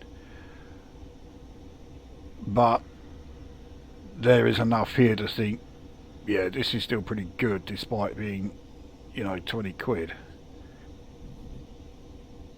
You do only need Volume 1. Volume 2, which mercifully is a lot cheaper, it's only $7.99, but that just includes some exclusive one-off liveries.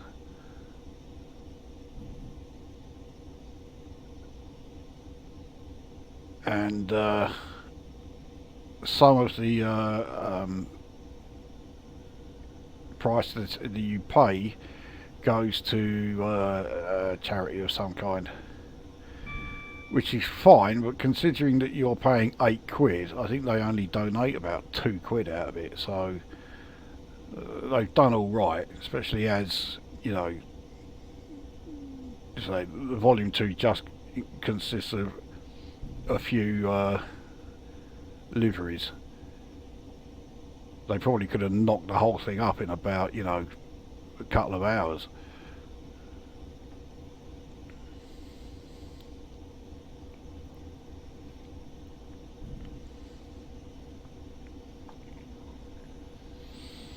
So we're on a downhill slope. I mean, it's very, very gentle, 1 in 365. It does mean that we are not losing speed. In fact, we are gaining it at a very, very slow rate. So what I might have to do is actually bring us to a halt just before we turn into York North Yard.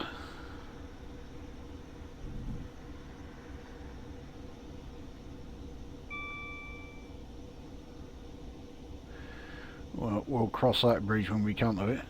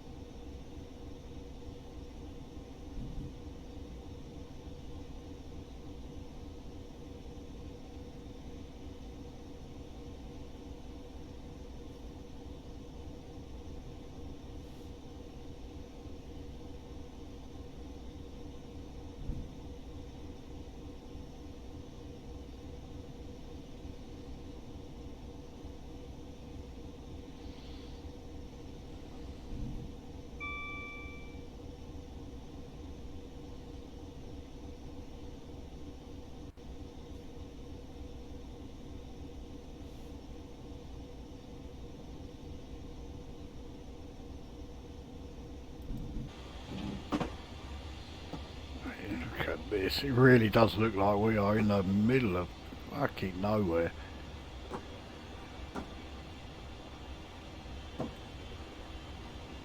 We cannot see a thing.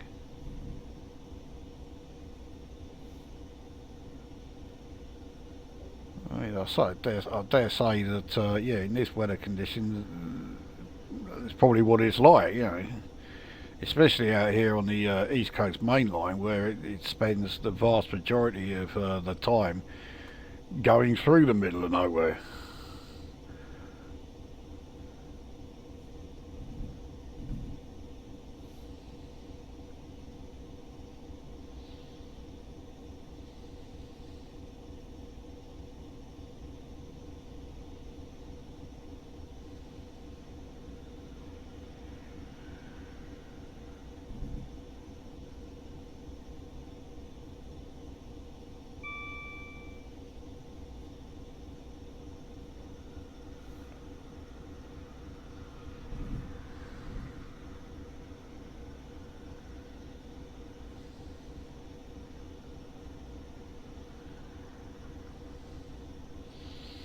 It is a bit of a shame though that yeah, none of the you know, there's no AI trains here.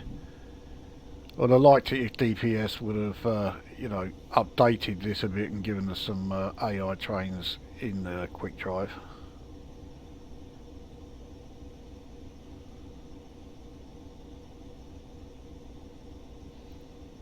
As always, because this is a freeware route, I will put the link to download the route in the description.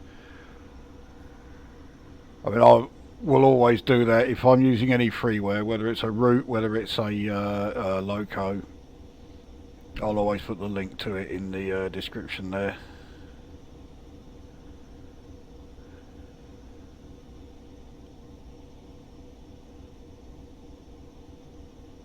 There are some of the like freeware developers and that.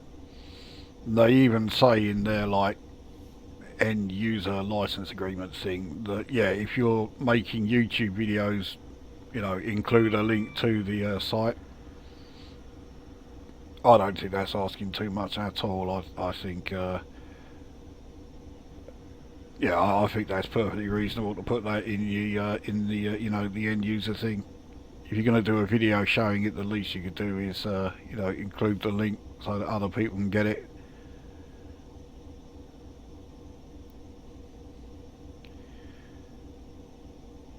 Well, we are now into single figures as far as the distance is concerned.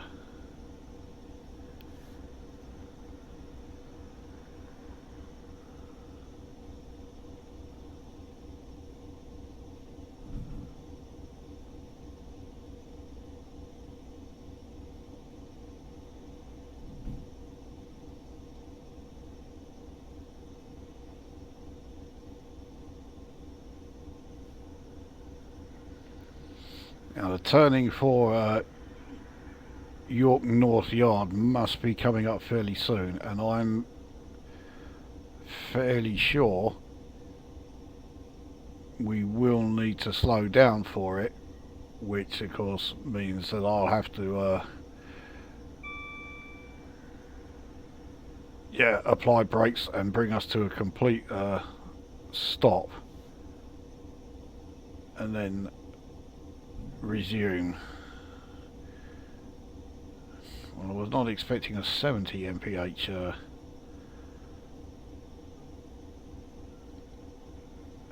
yeah, max speed limit going up. That's actually an increase.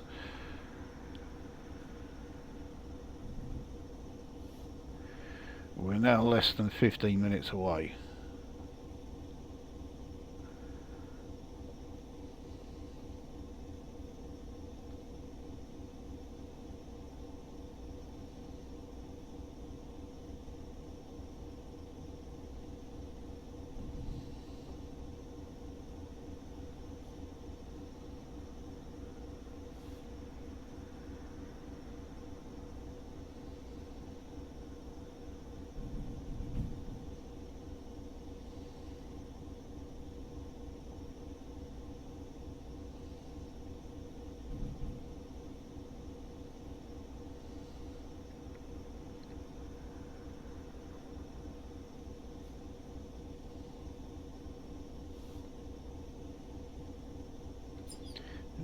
Let's pick up a little speed again.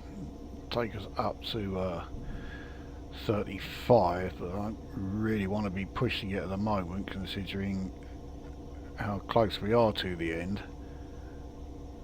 So we're now in the, well, yeah, we're entering the 70 zone. I can't imagine that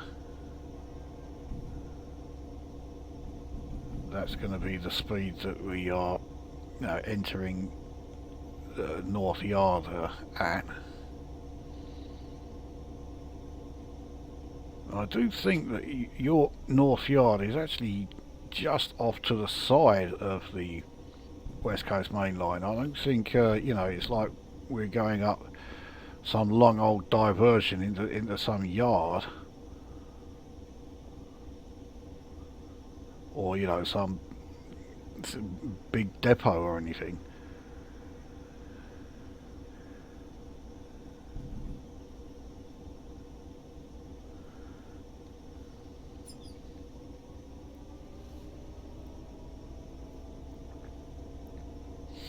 I will also add that the old throttle in this cab could do with a few squirts of WD-40. Not as much as the Class 67 certainly needs it, but yeah, it could certainly do with some.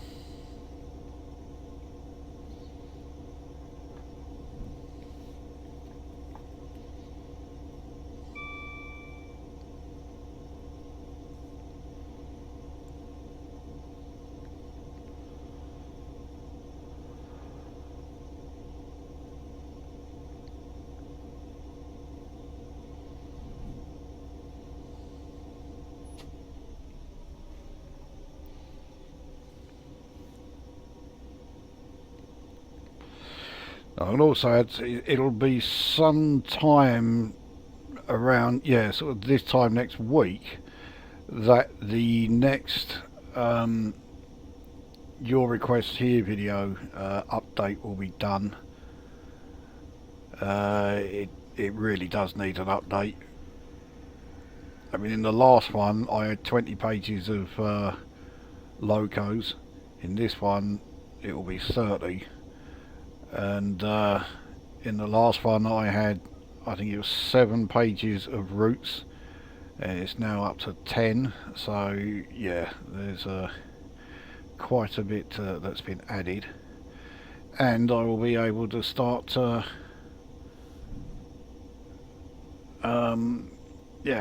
updating it with the pinned comment again. So it certainly needs doing.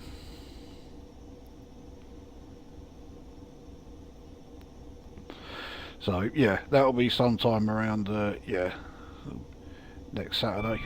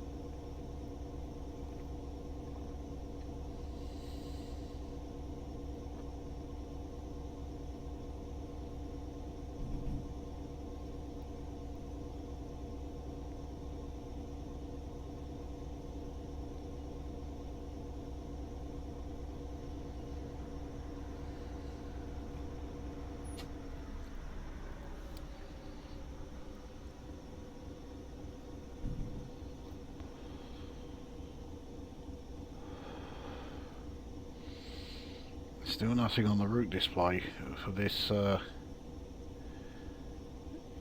yeah, for the North Yard here.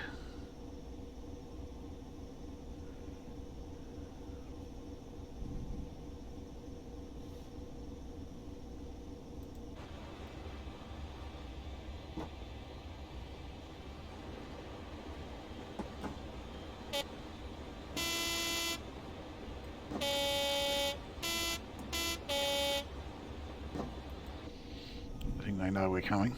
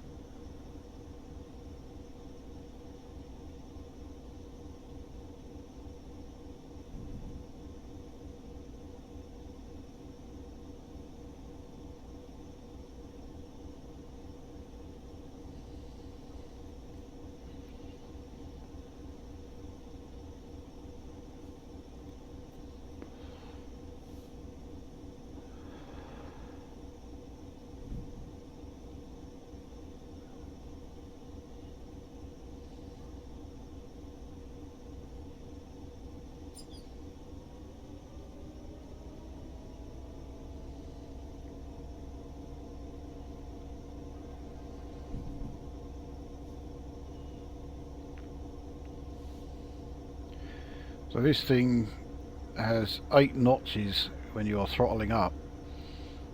At no point in this run have I taken it beyond notch 3. But I mean, then again, I couldn't. It's not like, you know, I'm being deliberately obtuse or anything, but yeah, after 3 dismal failures, in which the furthest I was able to do was 4 miles, and even that's a rather generous estimate, yeah.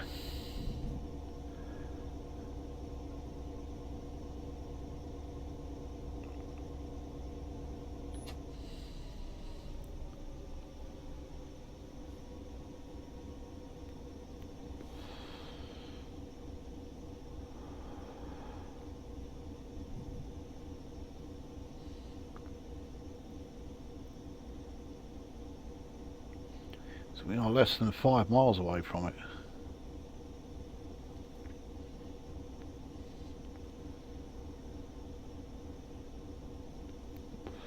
So I managed to do 50 miles.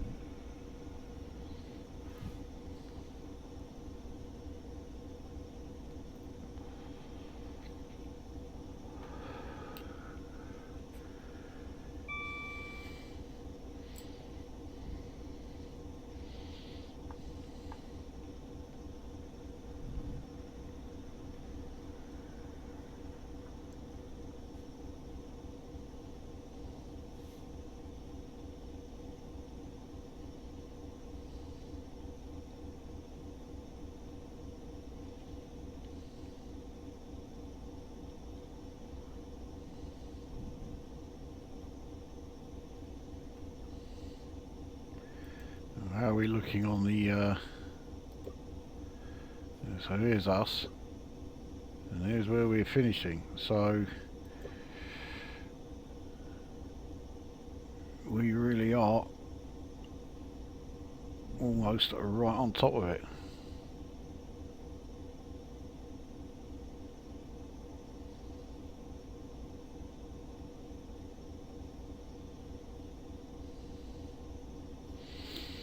It did look on that map as though the place we have to stop is quite small and right in front of a red signal. And considering what my braking has been like in this thing, there's still ample opportunity for me to fuck this up.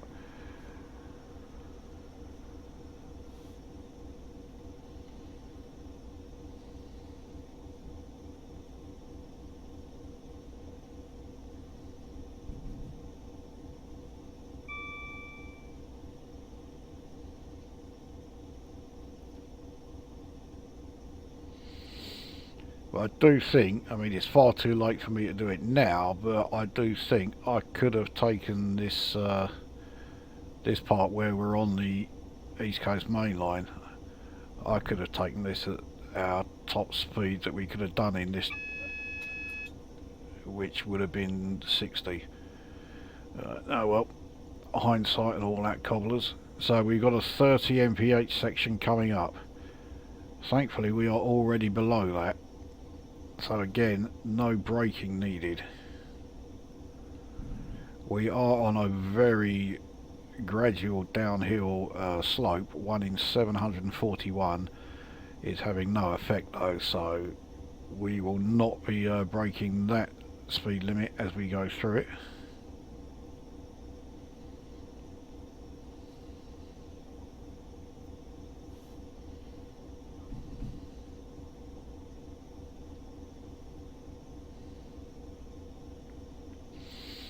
So I think our ETA, yeah, we're over half an hour late compared to what it was supposed to be.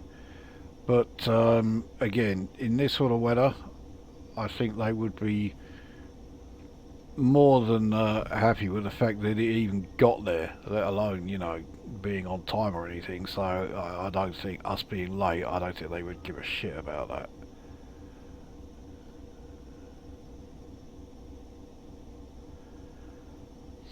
At least that's what I'm going to tell myself.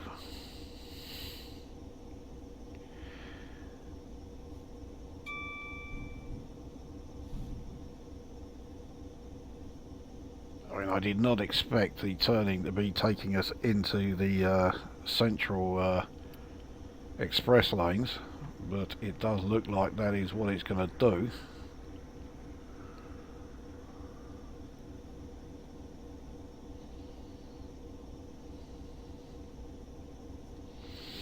And the last time I was on this part of this route, going in this direction, I was in an APT. I mean, just a slight contrast. Okay, so this is why we're on here, because we had to.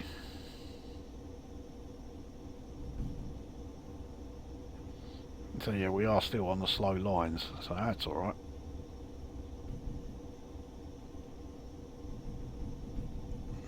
Moving, I think it's going to move us right the way across. Yep, it is.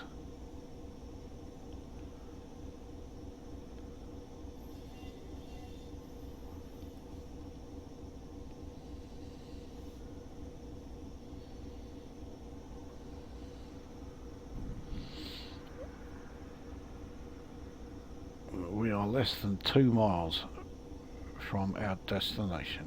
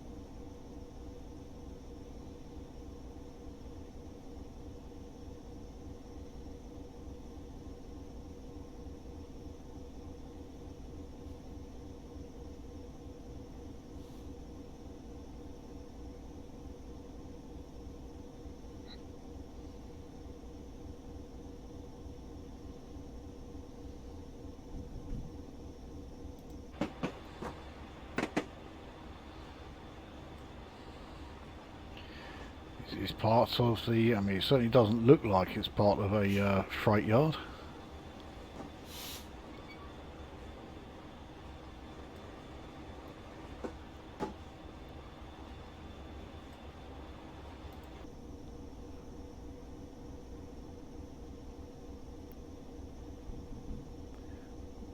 One mile to go. So our destination is going to be appearing on the route display any second.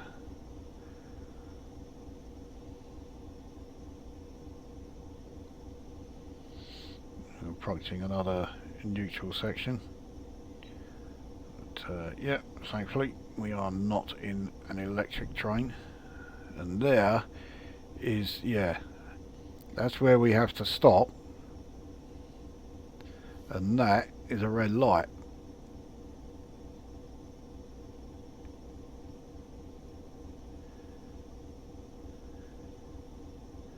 So, you know what, if it says I've got a SPAD at the end of this, I'm gonna, yeah, I'm gonna discard it, because, yeah.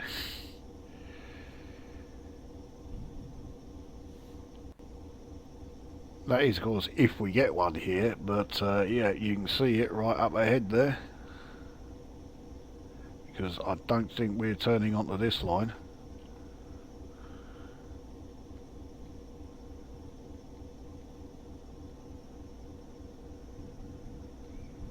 Nope.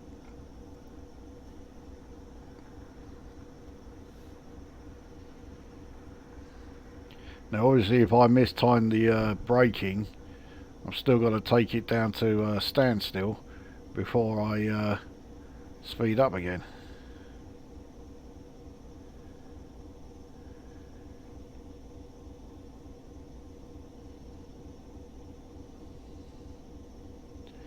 So it looks like the East Coast Main Line is actually carrying on over that way, or is it this way?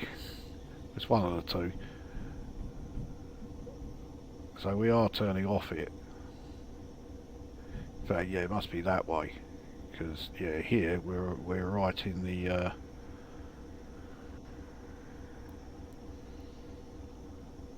yard now.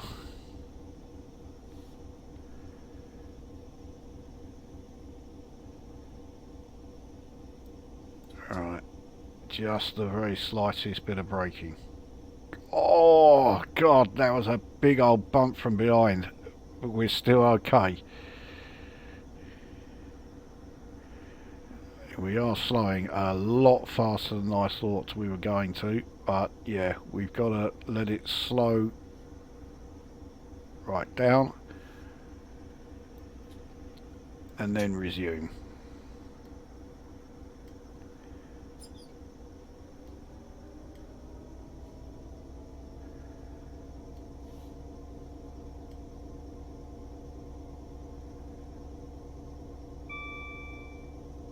And in fact, we have now got a green light ahead of us, so yeah, even if we do pass it, it's fine. We just need any part of the train on this section here.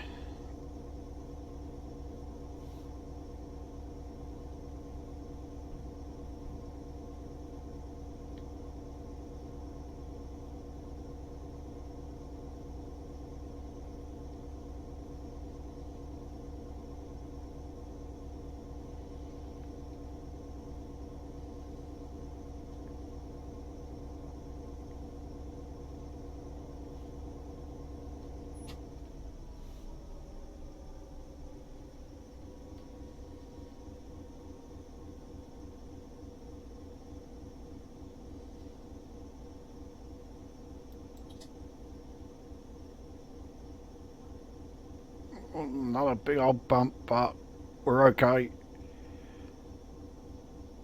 And there we are. Well, it took 4 attempts over 2 videos, but we have done it.